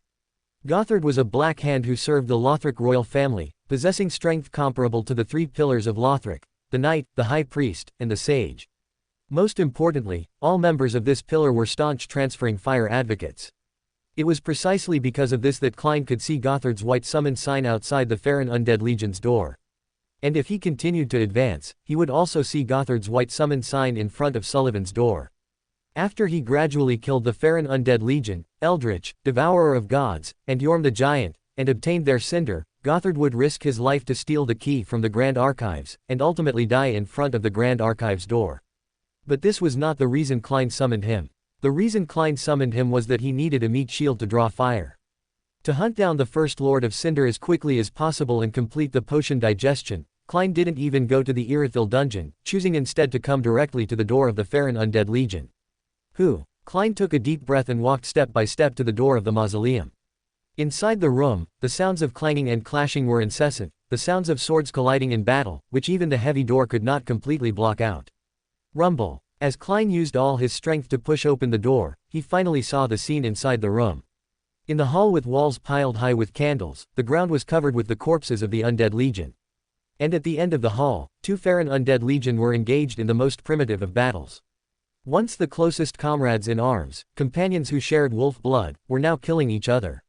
They were the only remaining conscious members of the Farron Undead Legion, fighting against comrades who had been corrupted by the Abyss. The Undead Legion had fought the Abyss for many years, but had also suffered from the Abyss's corruption as a result. Even those with remaining self-awareness had to personally kill those comrades who had been corrupted by the Abyss. But each of them was an undead, and each would be reborn repeatedly after death. So this self-slaughtering battle would also continue endlessly. At least before Klein arrived, this battle had been going on for who knows how long. The Undead Legion warrior with remaining consciousness pierced his comrade's chest, temporarily ending his life. He slowly pulled out the Farron greatsword, and his comrade's body slowly fell along the withdrawn greatsword. The surviving Undead Legion slowly and calmly turned around, casting his gaze on Klein, who had pushed open the door and entered. His movements were incredibly slow, the endless battle had long since exhausted him, and his spirit had long since become numb because of it. He did not speak, merely offering Klein a calm salute of the Farron Undead Legion, then quickly raised his sword and charged over. Friday evening at 8 o'clock, in Earl Hall's family's luxurious villa. Men and women of all sorts danced gracefully in the ballroom of the hall, the ladies wearing luxurious and expensive gowns, while half of the gentlemen also wore custom-made luxurious evening wear. They were all upper-class nobles of the kingdom. The other half wore military uniforms, their epaulets and medals symbolizing their past honors. They were all active military officers of the kingdom, at least field officers. The reason was simple: the banquet held by the Hall family tonight was prepared for Alfred. Although it was ostensibly to celebrate Alfred's promotion to Major General, the change in his military rank was insignificant. What was truly important was that Alfred had been promoted to Sequence 4 Feet Imperative Mage, of the Arbiter pathway. This also meant that the Hall family now possessed a demigod of their own. It also meant that the Hall family had truly become one of the top-tier families in the Loan Kingdom from now on. After all, even in the entire Loan Kingdom, the number of demigods was quite limited, almost the strongest individuals in this world. And angels, who were stronger than demigods, only existed within the royal families of various kingdoms, the churches of the 7 gods, and those powerful secret organizations. A demigod could live for at least 500 years, which meant that the Hall family could be guaranteed 500 years of prosperity and flourishing. And even if Alfred could not be promoted to Sequence 3 Feet Chaos Hunter, during these 500 years, the Beander characteristic he left behind after his death would be left to the Hall family, cultivating another Sequence 4 demigod for the Hall family, ensuring continuity. Of course, even though Alfred had become a demigod, it did not mean that the Hall family could look down on everyone. They still needed to find their allies and strengthen their connections with other demigods. After all, even the demigods standing at the top of Loan had their own small circles. If they were conceited and aloof, not associating with other demigods, the final result would only be to be ostracized and isolated by others. Audrey stood on the second floor of the living room, leaning against the railing, observing the guests below, some dancing gracefully, others chatting with each other, from a spectator's perspective. "You don't seem to like this atmosphere." A steady voice suddenly sounded beside Audrey's ear, causing her to look to her right and immediately recognize the person. Emlyn Leavitt. This admiral had an ordinary physique and did not appear strong. The slight droop at the corners of his mouth showed his actual age. He had no beard and a stiff, serious demeanor. His azure eyes seemed to hide an imposing authority that could not be refused or argued with. He wore a dark blue uniform with epaulettes, the general's uniform he wore when he was the supreme commander of the Sonia Sea Fleet. There was a red sash on his shoulder, connecting downwards to his chest, from which medals hung. There were golden studs on his cuffs, reflecting the same colored epaulettes. The epaulettes were divided into 3 parts, from the inside out: a crown inlaid with rubies, crossed scepters and longswords, and 4 stars adorned with diamonds. Audrey instinctively observed the admiral from a spectator perspective, quickly analyzing him based on this. Emlyn Leavitt came from the Leavitt family, his father being the former Earl Leavitt. And the Leavitt family had always been on good terms with the Hall family, so Admiral Emlyn was naturally on the guest list. On the other hand, the history of this family was also very similar to that of the Hall family. The eldest son of the Hall family was Audrey's brother, Hilbert, who was destined to inherit the title of Earl Hall, while Alfred, the second son, had become a demigod. It was the same with the Livett family. The eldest son inherited the title of Earl Livett, while Admiral Emlyn, the second son, was already a demigod, and his younger brother, Austin Livett, served as the governor of Alavi. Of course, these were all in the past. Due to his younger brother, Austin Livett, Emlyn Leavitt was defeated in a political struggle. His brother's governor position was completely removed, and his own position as the supreme commander of the Sonia Sea Fleet was replaced by someone else. Of course, as a genuine demigod. Even without the position of supreme commander of the Sonia Sea Fleet, he was still an admiral and thus qualified to wear the admiral's uniform. At the same time, the royal family did not dare to treat a demigod too lightly. So currently, the admiral has been re-employed and is now in charge of the Ministry of Defense. Nominally, the Sonia Sea Fleet is under the jurisdiction of the Ministry of Defense. But compared to the Supreme Commander of the Navy who held real power and controlled the entire Sonia Sea Fleet, Admiral Emlyn's transfer to the Ministry of Defense was actually a promotion in name but a demotion in reality. But in the end, it all came back to the same point. No matter what, he was an admiral, a true demigod. The Hall family's invitation to Emlyn when he was at a low point was in itself a gesture of goodwill. And Emlyn's personal attendants not only accepted the goodwill shown by the Hall family but also harbored the intention of forming an alliance with Alfred. After all, this demigod was too young and not particularly harmonious with other demigods in the Loan Kingdom. Audrey put away her thoughts and curtsied somewhat nervously. "Good evening, Your Excellency Emlyn." It's not that I don't like this atmosphere, it's just. Audrey pursed her lips, seemingly finding it difficult to speak. It wasn't that she disliked the atmosphere of the banquet, on the contrary, she very much enjoyed such social events, at least she used to. But now, the thoughts of the guests at the banquet were as transparent as glass to her. She could easily see their inner thoughts, and this had caused a subtle change in her attitude towards these people. Although she could control her emotions very well and not let anyone see the change in her attitude. But as a spectator, she had become accustomed to being outside the crowd, and she genuinely believed this was not a bad thing. However, these thoughts, of course, could not be openly discussed with others, not even her parents. It would only make them worry. And the hesitant look she deliberately showed now was just a part of her disguise. But just then, a slightly teasing voice suddenly sounded in their ears. "Is it just because the person you want to see hasn't come?" Admiral Emlyn looked at Hilbert, who was approaching from behind, with a slightly surprised expression. A teasing smile was on his face. Audrey's slightly flushed cheeks puffed out slightly, and she glared at Hilbert with a mix of shame and annoyance, displaying the proper demeanor of a noble young lady when her brother exposed her shortcomings in front of outsiders. Hilbert shrugged, winked at Emlyn, and the two walked towards the stairs together. As they went downstairs, Hilbert said with a smile, "Your Excellency Emlyn, you might not know this, but Audrey is actually waiting for someone. And the reason she seems a bit down is because the person she's waiting for hasn't come." "Waiting for whom?" Admiral Emlyn's expression shifted slightly as he asked. Hilbert swirled his wine glass and said with a smile, "Ash Black, a viscount from Winter County. Well, he's also a follower of the goddess and was Audrey's teacher for a while. They have a very good relationship." Hilbert subtly pointed out some details, and Emlyn immediately understood the meaning the other party wanted to convey. Hilbert was clearly misunderstanding, but Emlyn had no such thoughts in that regard, so he didn't take it to heart. The reason he had approached Audrey so abruptly was simply because he had sensed that her position was somewhat strange. Emlyn withdrew his gaze from the young lady who was leaving the railing and returning to her room, showing no extra expression. Alfred was a demigod. His position was the same as his own, which was not strange. But the position of that young lady was indeed somewhat subtle. Without a doubt, there was a great secret hidden within her. This secret might belong to the Hall family, or perhaps it belonged only to Audrey personally. Although Emlyn was a little curious, he had no intention of investigating further. It was very impolite and easily led to misunderstandings, just like before. Audrey, who had left the banquet hall and returned to her room, closing the door behind her, asked somewhat strangely, "Susie, what's wrong?" Susie wagged her tail, her mouth opening and closing several times, vibrating the surrounding air. "Audrey, someone is looking for you." "Who?" Audrey hesitated slightly, then her peripheral vision suddenly caught a glimpse of smooth black. She subconsciously looked at her velvet bed, where a woman in a black dress stood beside the bed. Audrey asked somewhat puzzled, "Karula, are you done with your business?" "Pretty much." Karula stretched lazily and promptly flopped onto the bed, saying languidly, "But I'm here for something else this time." "What?" Audrey asked subconsciously. Karula smiled. To help you advance to sequence 4. Audrey was stunned for a moment. Hadn't it been said that she couldn't advance to sequence 4 until the first Lord of Cinder was killed? Audrey immediately understood the reason and said in surprise. Someone has already defeated the Farron Undead Legion. That's right. Karula nodded lightly, saying meaningfully. In fact, I never expected a sequence 5 Beander to kill the Farron Undead Legion. Only a demigod would have a chance. Audrey couldn't help but be surprised and couldn't help but ask.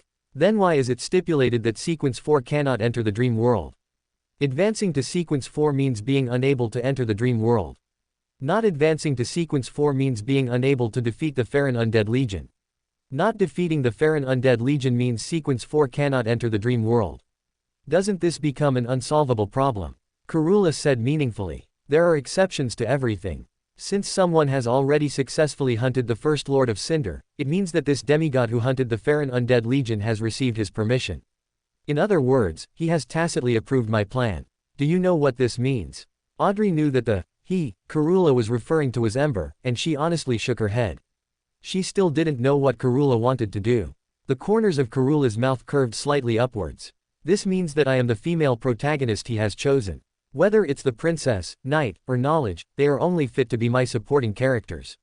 Audrey blinked. Although it sounded very reasonable, why did she instinctively hold a skeptical attitude? Chapter 333 Hometown. Monday afternoon, exactly 3 o'clock. Streaks of crimson light shot up within the magnificent palace, solidifying into blurry figures. Justice quickly surveyed her surroundings, looked towards the head of the bronze long table, and smiled as she bowed. Good afternoon, Mr. Fool. After the Tarot Club members had greeted each other, the hermit pushed up her glasses, turned her body, and bowed to the blurry figure shrouded in gray fog at the head of the bronze long table. Respected Mr. Fool, this time there are 3 pages of the diary. Klein smiled and said, very good. A few seconds later, the hermit, having received permission, materialized the diary, watching them jump into Mr. Fool's palm. Klein casually glanced at it, and a sudden echoed in his heart. He found that the diary provided by Queen Mystic this time seemed to belong to Rosal the Great's early period, unlike something that would contain important information.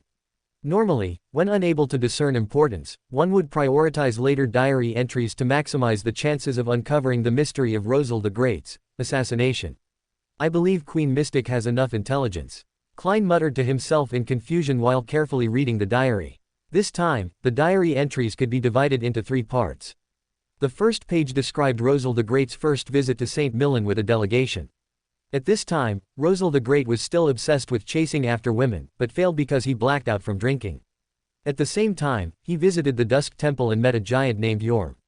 Over several millennia, Yorm and his people often dreamt of towering peaks, massive city walls built upon them, palaces, towers, and various buildings always bathed in the light of dusk. This was very similar to the Dusk Temple, yet even more incredible, filled with a sense of epic and miracle. Without needing to be told, Yorm and his people were certain that this was the Giant King's court. Thousands of years passed, yet the giants never forgot their hometown. Hometown. Reading this, Klein felt 100% emotional resonance with the Emperor for the first time. Unsurprisingly, the second and third pages of the diary contained similar content. In the second page of the diary, when Rosal visited Sunia Island, he also recalled his almost forgotten hometown. And on the third page of the diary, Rosal decided to teach Bernadette 2 Chinese characters as special symbols, telling her that they were a protective spell from her father, to be forever remembered. And these 2 Chinese characters were hometown. Klein repeated the word once more, his eyes even feeling a little warm. He finally understood why Queen Mystic Bernadette had chosen these 3 pages of the diary, because they contained the protective symbol her father had left for her. Hometown. However, to Klein's regret, he knew deep down that they could not return to their hometown. They had been suspended on the door of light for untold thousands of years. Even if they returned, the world would have changed beyond recognition. Everything they once knew, their families, their friends, their former way of life, had long ceased to exist. The so-called hometown was merely an illusory dream left by confused individuals for themselves. At this moment, Klein seemed to see a river of emotion, flowing calmly on the surface, yet with countless turbulent currents surging beneath. Klein then withdrew his gaze, made the diary disappear, and looked up at the hermit. What is your question? As he looked at the hermit, Klein had already anticipated what she would ask for, feeling both a sense of melancholy and certainty. How does Mr. Fool know I'm asking a question, not making a request? As expected of Mr. Fool. Catlia's thoughts turned, and she respectfully said, "Respected Mr. Fool, I wish to know the meaning of these two symbols." After receiving permission, she materialized two Chinese characters, therefore, Gu and township, Shang. As expected, Klein sighed silently. Together, they mean hometown, a spiritual and mental refuge. Together, a spiritual and mental refuge. The hermit focused on the latter half of the sentence, as she was well aware of Queen Mystic's hometown and didn't think there was anything special about it. Klein said no more, leaning back against the chair and saying, "You may begin." The hanged man, uncharacteristically, spoke first, asking, "Miss Justice, I wish to know if you have already advanced to sequence 4. Audrey was stunned for a moment. How did Mr. Hanged Man figure that out? After thinking for a moment, Audrey gently nodded. "Yes, I am now a sequence 4 manipulator." Indeed. The hanged man, having received a positive reply, sighed softly. Perhaps Miss Justice herself hadn't noticed the changes that had occurred in her after advancing to sequence 4. These changes were not usually easy to detect, but for the hanged man, who habitually observed others, he still noticed a hint of something unusual, which was why he asked. Sequence 4. The moon couldn't help but feel a little incredulous. She's already a demigod. This is equivalent to an earl among the sanguine, an absolute high-ranking figure. Even across the entire North Continent, there wouldn't be too many powerhouses of the same level. The moon had thought that as long as he continued to save money, he could exchange for an Earl's Beander characteristic from Ember, and perhaps have a chance to become the first member of the Tarot Club to become a demigod, besides Mr. World and Lover. Yet Miss Justice had silently completed her advancement. How did she do it? The hermit was also somewhat shocked, and at the same time, she couldn't help but feel a strange sense of urgency in her heart. She had long completed the digestion of her potion, but had been unable to advance to sequence 4 because she lacked a drop of angel's blood. She had already gathered all the potion ingredients for the Hermit Pathways sequence of Mysticologist. The angel's blood was not for concocting the potion, but as part of a ritual. The ritual required completely analyzing a drop of mythical creature blood to obtain complex and vast knowledge from it. Queen Mystic was already an angel. She could certainly provide Catlia with a drop of her blood, which would be no difficult feat for her. However, Queen Mystic had never proactively brought up the matter, and out of trust and respect for Queen Mystic, Catlia rarely brought it up herself, which forced her to seek other avenues. And in the Tarot Club, Mr. World had already promised to obtain a drop of angel's blood within 2 months. Theoretically, the hermit, who had waited for several years, was not in a hurry for these 2 months. However, if other members advanced before her within these 2 months, it would subtly put immense pressure on her. Klein, unlike the others, was not surprised. After all, Miss Justice and Karula had a deep relationship. He had successfully hunted the First Lord of Cinder, so the curse of being unable to advance to sequence 4 was naturally broken. With Karula's help, it would be strange if Miss Justice hadn't advanced. Klein thought, and manipulated Mr. World to speak in a hoarse voice. "Son, have you already begun exploring the Giant King's court?" Son didn't expect to be asked, but quickly replied, "Not yet. Chief originally planned to lead us to explore the Giant King's court this week, but because of the soul ember that Lover asked me to deliver, Chief decided to postpone the exploration for a week." Justice asked curiously, "He crushed the soul ember?" "Yes." Son nodded and said, "Chief almost didn't hesitate when he got the soul ember and crushed it directly. Additionally, Chief has gathered all the Beander materials needed to advance to sequence 3 Silver Knight. The 6 powerful creature remains required for the ritual are also prepared. All were hunted by Chief alone or as the main force in the past years." After a pause, Son, Derek continued. "But Chief still lacks the blessing of a god. The blessing of a subordinate god, an angel, would also suffice." Son subconsciously looked at Ember. Ember was at least an angel, fully capable of providing a blessing to Chief. Moreover, the potion formula was given by Ember. Since he provided the potion formula, he surely wouldn't refuse to help. Ember seemed to have anticipated this, and said, "You can ask Mr. Fool for help." Son was stunned for a moment, subconsciously looking at Mr. Fool at the head of the table. Mr. Fool Klein smiled. "You can go back and tell him that I can provide a blessing, as long as he recites my honorific name." "I will." Son replied earnestly. "That chief of the City of Silver is very bold." Klein sighed softly in his heart. The soul ember was both a gift and a crisis. The reason why the chief of the City of Silver could accept it without hesitation was because he understood a principle. It was the chief of the City of Silver who crushed the soul ember, so only he would be affected by the curse, and it had nothing to do with the City of Silver. However, the gift contained within the Soul Ember, the potion formula for Sequence 3 Silver Knight, could be used by everyone in the City of Silver. It was equivalent to trading his own life for the future of the entire City of Silver. And since he had already chosen to crush the Soul Ember, that chief naturally wouldn't mind seeking blessings from other gods, more debts, less worries. However, it was also fortunate that there was that Soul Ember, which gave the chief of the City of Silver hope of advancing to Sequence 3, successfully buying at least a week's time, otherwise, he would already be on his way to explore the Giant King's court. However, once the chief of the City of Silver advances to Sequence 3, he should no longer wait for Sun to advance to Sequence 4, otherwise it would be an endless wait, completely missing what he considers the best timing. Therefore, at the latest within these 2 weeks, the City of Silver will definitely go to explore the Giant King's court. This means Klein needs to complete all preliminary work within this week. Digesting the Sequence 4 potion, advancing to Sequence 3, and completing the digestion of the Sequence 3 potion. Fortunately, this was not difficult for the current Klein. Hunting the Abyss Watcher had already allowed him to digest the Sequence 4 potion, and Klein lacked neither the Beander characteristic for Sequence 3 Scholar of Yore nor the ritual conditions, so advancing to Sequence 3 was already a certainty. This means he only needs to complete the digestion of the Sequence 3 potion within a week. This is not difficult either. According to Klein's calculations, he only needed to hunt 2 more Lords of Cinder, plus other bosses harvested along the way, to meet this condition. And these 2 Lords of Cinder were naturally Yorm the Giant and the Devourer of Gods. As for the Twin Princes, the most difficult boss must naturally be left for last. And if all goes well, by the time he goes to the Twin Prince's palace, he should have already advanced to Sequence 2 Miracle Invoker. And this precise calculation also made Klein realize something. Everything in the dream world was meticulously calculated. To digest a Sequence 5 potion, one must defeat at least 3 different bosses, and to digest a Sequence 4 potion, one must defeat a Lord of Cinder. Only by defeating at least 3 Lords of Cinder can one digest a Sequence 3 potion. And all the remaining bosses combined would probably only be enough to digest a Sequence 2 potion, which is the limit of the dream world. But this is not surprising. After all, Karula, the constructor of the dream, was herself only a Sequence 2 discerner. It was impossible to imagine her directly allowing someone to advance to Sequence 0. I hope everything goes smoothly, Klein thought silently. Frankly, Yorm the Giant and the Devourer of Gods were not hard to beat.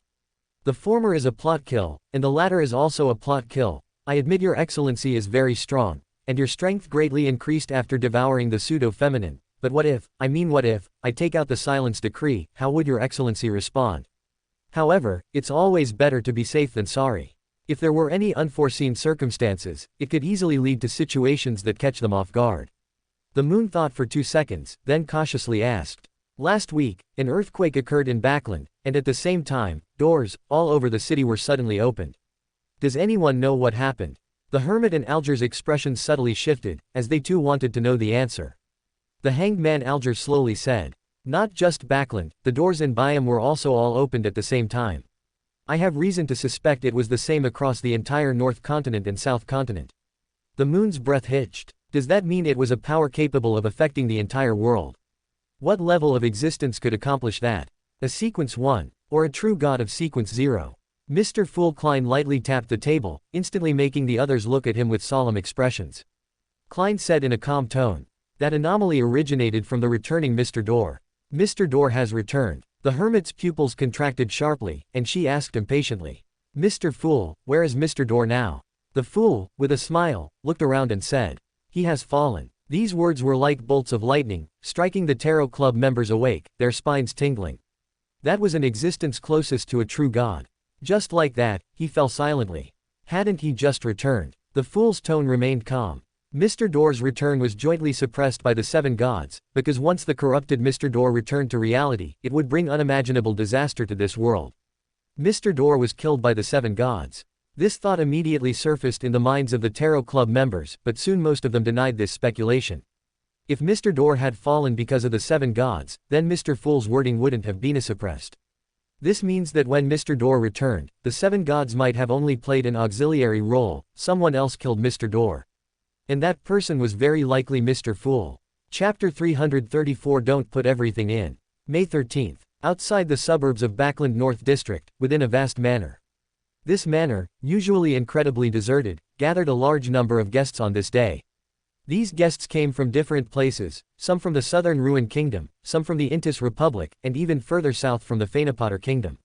Most of them had arrived here from various locations, having traveled for several days or even a week in advance. Because without exception, they all carried the bloodline of the Abraham family, and tonight was the night of the full moon. In the spacious conference room on the second floor of the manor, Dorian Gray Abraham and other high-ranking members of the Abraham family took their seats. Most of them were over 30 years old, leaders of various smaller branches within the Abraham family. They were members of the Abraham family who held its secrets, possessed different sealed artifacts, and could travel. Their hearts were actually filled with doubt regarding this suddenly convened meeting. Because in the past, they would directly hold a dinner party at the manor, and any matters could be settled during the dinner. But for some unknown reason, Miss Furs Wall had very seriously announced that there were important matters to discuss. Veildu Abraham, wearing gold-rimmed glasses and looking like a university professor, suddenly asked, "Dorian, do you know what happened?" This instantly drew the gazes of the other members onto Dorian. After all, unlike them who were scattered across the world, Dorian originally lived in Pritz Harbor, only a few hours' drive from Backland. Moreover, during this period, Dorian had always been responsible for the communication between Furs and the Abraham family. If there was truly something important, then Dorian should be the first to know. To the disappointment of the others, Dorian merely shook his head and said helplessly, "I myself am completely bewildered." This situation made the Abraham family members even more confused, but before they could whisper among themselves, a sound suddenly came from the conference room door. Click. The distinct sound of the door opening caused everyone in the conference room to look over in unison. A lady with slightly curly brown hair and light blue eyes, wearing a beige high-collared long dress, slowly walked in. The members of the Abraham family quietly waited for Furs to walk to the main seat. Only then did Dorian open his mouth and ask, "Miss Furs, you urgently called us here, is there something important?" "Yes." Hearing this, Furs's expression became a little more serious, which in turn caused the mood of the Abraham family members to become solemn. Furs's gaze swept around, and she spoke seriously. "Starting this month, I should no longer need to provide you with treatment." As soon as these words were spoken, the conference room immediately erupted in an uproar. Veildu was the first to stand up, unable to sit still, and said in a deep voice, "Miss Furs, what do you mean? Do you think the conditions offered by the Abraham family are not enough?" Dorian quickly stood up and said, "Miss Furs, is there some misunderstanding here? If you have other requests, you can certainly tell us." Furs was startled for a moment, then quickly realized that both sides seemed to have misunderstood, and explained, "No, that's not what I meant. I mean, you no longer need me to provide treatment, right?" The conference room fell silent all of a sudden, even Veildu fell silent. "I don't need to provide you with treatment anymore, and, you don't need me to provide treatment, sound like the same thing, but their meanings are completely different. But for the Abraham family members, who were tormented by the curse, how could they possibly no longer need treatment?" Dorian couldn't help but give a bitter smile. "Miss Furs, why don't you make yourself a little clearer?" He had already realized that there was a problem with their understanding, or rather, a lack of sufficient communication. But this matter truly couldn't be blamed on Veildu's impulsiveness. After all, anyone who heard those words would misunderstand. Furs looked at Dorian's bewildered and bitter smile and couldn't help but feel a little surprised. "Didn't he tell you?" Veildu and Dorian were startled simultaneously. Even a demigod wasn't qualified to be referred to with he. This, he, referred to an angel. But, who was he? Dorian wanted to ask Furs, but found that her gaze was constantly fixed on the end of the conference table. This caused Dorian to follow her gaze as well, only then discovering that a strange figure was actually sitting at the very end of the conference room. It was a middle-aged man with an ordinary, stern face, void black hair mixed with a few white strands, and a pair of rippling azure eyes. His overall appearance was like a vampire duke from folklore. They didn't know when the other party had appeared, and they hadn't detected his presence from beginning to end. If Furs hadn't spoken up to remind them, they probably wouldn't have even noticed that there was an extra person there until the meeting ended. Dorian subconsciously wanted to ask about the other party's identity.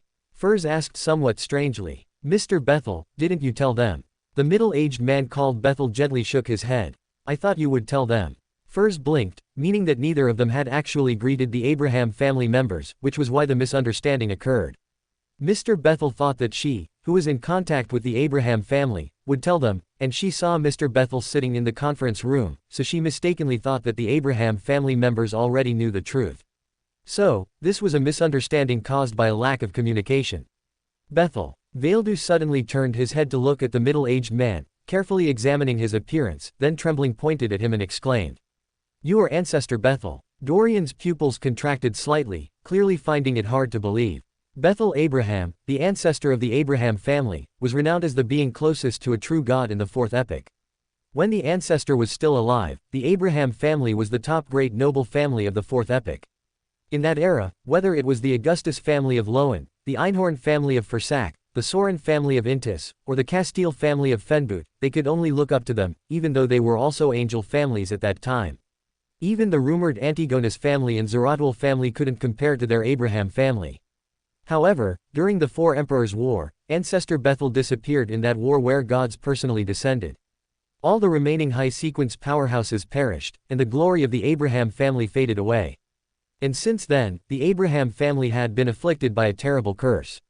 Generation after generation of ancestors who attempted to revitalize the family all without exception went mad and lost control.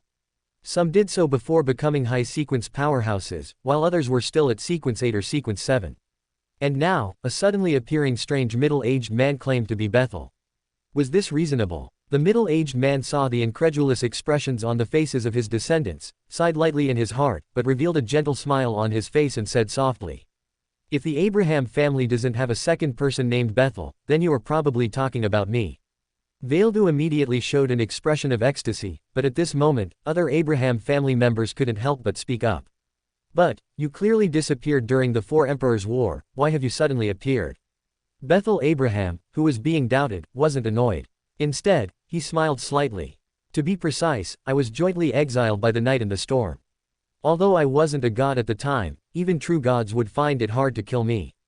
In terms of teleportation, even gods weren't as good as me. So even if the night and the storm joined forces, all they could do was exile me. Veildu's mood was incredibly excited, and he eagerly asked.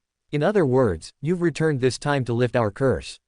Bethel looked at the eagerly expectant gazes of his descendants, fell silent, and slowly spoke. In fact, your curse originated from me. The conference room instantly fell silent, while Bethel still said softly. During the time I was exiled, I was corrupted by certain existences and uncontrollably cried out for help to this world. And as my descendants, you, who share the same blood, also received that cry for help from the Celestial. Dorian opened his mouth, but no sound came out. Even Veildu, who had been full of excitement, became somewhat sluggish at this moment. Therefore, the curse that had plagued the Abraham family for over 1,000 years, causing generation after generation of Abraham family bloodline descendants to lose control, the ravings, originating from the night of the full moon, were actually their ancestors' cry for help. Pain, confusion, sorrow, helplessness, disbelief, various complex emotions brewed in their hearts, making them unsure for a moment how to face this ancestor. It was Bethel Abraham who brought glory to the Abraham family. Without the ancestor, the Abraham family would be nothing at all. But at the same time, it was also Bethel Abraham who caused the Abraham family to decline. Breaking through to the middle sequences became a luxury for family members, and they were forced to go from being an angel family to being like stray dogs, betrayed and hunted by their own apprentices. This was like a cruel joke from fate. Dorian didn't know what attitude the ancestor held towards the consequences he had caused, disdain, guilt, or had he never taken it to heart. He also didn't know how to describe his complex feelings. Could he blame the ancestor? Clearly not. It was he who brought all the glory to the Abraham family. Even if he took it all away, it was only right. If the Abraham family hadn't been too weak, if they hadn't even had a single demigod for 1,000 years and completely failed to understand the ancestors' cry for help, only regarding it as the ravings and curses from an unknown existence, how could things have developed like this? If they hadn't been too weak, perhaps the ancestor would have returned 1,000 years ago, and how would the Abraham family have become like this now? Looking at his silent descendants, Bethel Abraham said softly, "I'm sorry." "No," Veildu said with extreme excitement. "Ancestor doesn't need to apologize to us. Your ability to appear here now, doesn't that mean you have escaped your predicament? 1,000 years ago, you were already an angel closest to a true god, so have you now become a god? If so, the Abraham family can completely rise again under your leadership." Facing the future depicted by his descendants, Bethel shook his head helplessly. "I've disappointed you. I am not a god now, nor am I the former king of angels. I am merely a sequence 2 angel." Dorian couldn't help but ask. "Why is that?" Compared to his descendants, dejection, Bethel Abraham smiled nonchalantly instead. My ability to return from the celestial and escape the corruption inevitably came at a cost. He had originally thought he would surely die, and had no regrets about it, at least compared to being continuously manipulated by outer gods. Perishing together with the outer gods could be considered a decent ending, and it wouldn't have been in vain for his 1,000 years of never compromising resistance. And now, not only had he survived, he was even allowed to retain the strength of an angel. This was already the best outcome. Although he had completely lost the chance to become a god because of this, Bethel still found it sweet. Vaildu still didn't give up and asked hopefully, "Even if you are just an angel, you can still lead the family back to prosperity, right?" Bethel looked at his descendants and nodded slowly and firmly. "Of course. North District, Bokrenland Street, number 160. In the living room, Klein's expression was somewhat surprised, and he said in astonishment, "You didn't kill him." Ember casually sipped his red wine and said, "From a personal perspective, I actually admire him. 1,000 years of torment didn't make him give up resisting, and even knowing he would surely die, he didn't choose to cooperate with the enemy and become a collaborator. On the other hand, I also have no reason to kill him, do I? All I need is the sequence 1 Deander characteristic and the uniqueness. If he is willing to give up all of this himself, letting him live is not a bad thing." Klein clicked his tongue and said, "Indeed, this way you can get an angel for free. Every true god has at least one angel serving them. For example, the Triple Crown of the major Orthodox churches are angels. Besides them, there are also special angels like Ariana, the head of the 13 archbishops of the Church of the Night, a mysticologist. This is the case for the Church of the Night, and there's no reason it wouldn't be for other churches. That is to say, each Orthodox god has at least 2 angels under their command. In an era where gods cannot walk among humans, the number of these angels directly determines the extent of their influence in this world. And if a god themselves is a lone commander with no angels, then perhaps there wouldn't even be anyone to preach for them.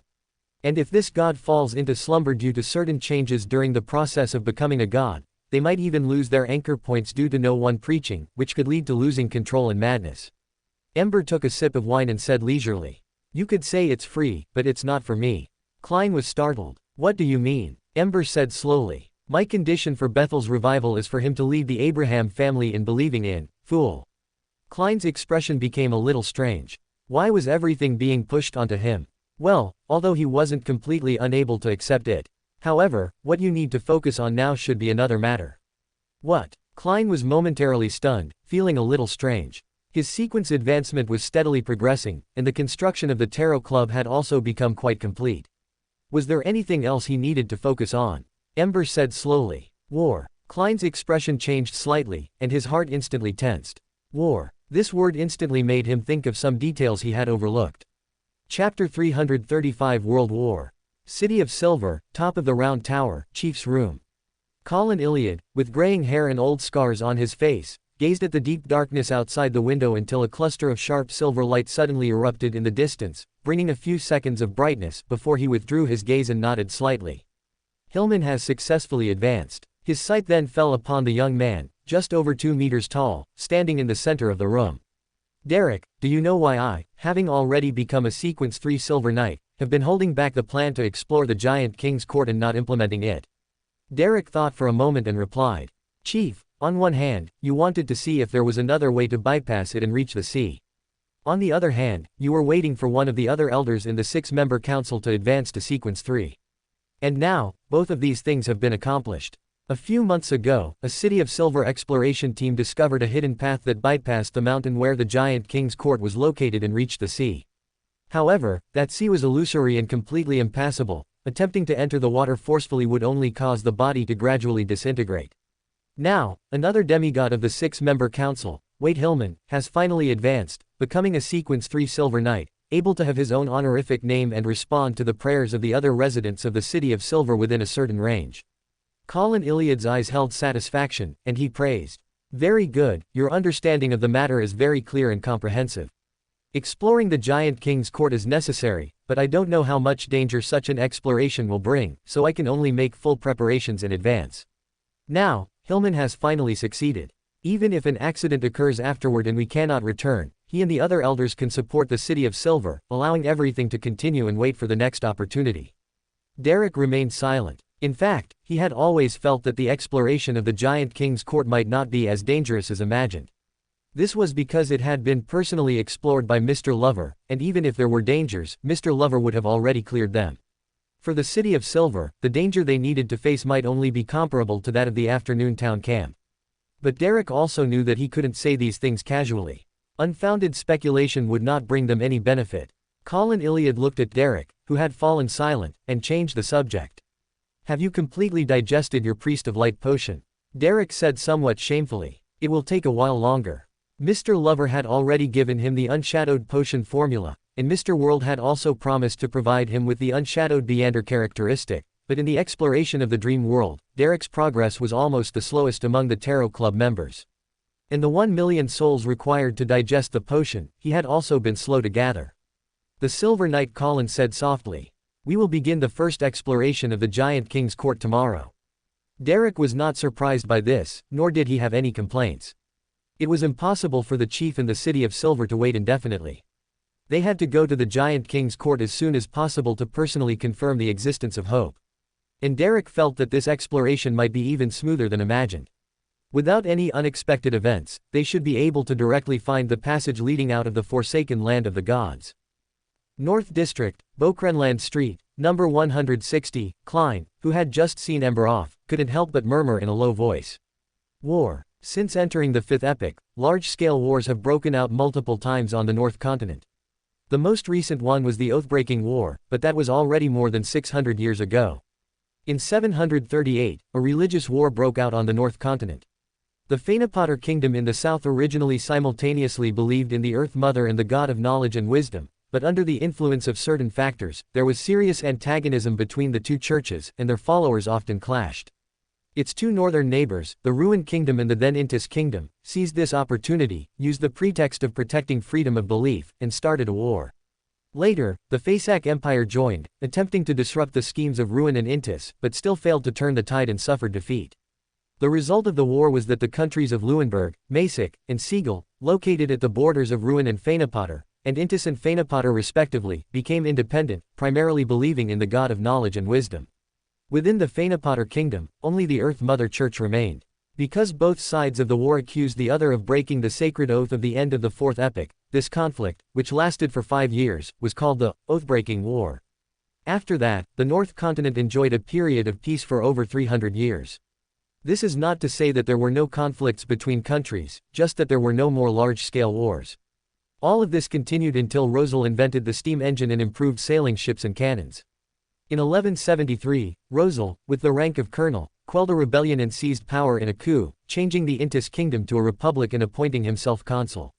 In the following 19 years, he reformed the legal code, encouraged inventions, provided protection for the Industrial Revolution, greatly increased national strength, and campaigned in the south and north, bringing countries like Luenberg, Masik, and Siegel under protection, forcing the Faesak Empire, Ruin Kingdom, and Fanapotter Kingdom, the three major powers of the North Continent, to successively bow their heads. Coupled with the new sea routes discovered by Rosal in his later years, countries also shifted more attention from the North Continent to the colonies on the South Continent. For over 100 years, large-scale wars have rarely occurred on the North Continent, with most conflicts being covert struggles in the colonies on the South Continent. In other words, overall, the North Continent has not experienced a large-scale war for over 600 years. This has also led many people to no longer be aware of the existence of war. For them, war is already a distant history. And now, Ember suddenly brought up war. It sounded somewhat like a fantasy, but Klein was very clear that the war Ember mentioned was highly likely to happen. Since Rosal promoted the Industrial Revolution, there have been two main reasons why large-scale wars have not broken out on the North Continent. One reason is that in the early stages of the Industrial Revolution, the Intis Republic, relying on the first-mover advantage as the initiator of the Industrial Revolution, achieved overwhelming national strength compared to the other three countries. However, due to the existence of churches and divine power, Rosal was not confident in completely annexing the three countries, thus maintaining a brief period of peace. By the time the other three countries vigorously promoted the Industrial Revolution, and their national strength was not much different from that of the Intis Republic.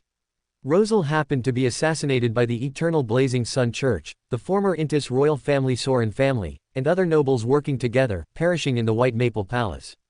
With Rosel's demise, the Intis Empire was changed back to a republic, and the strength of the Intis Republic greatly decreased.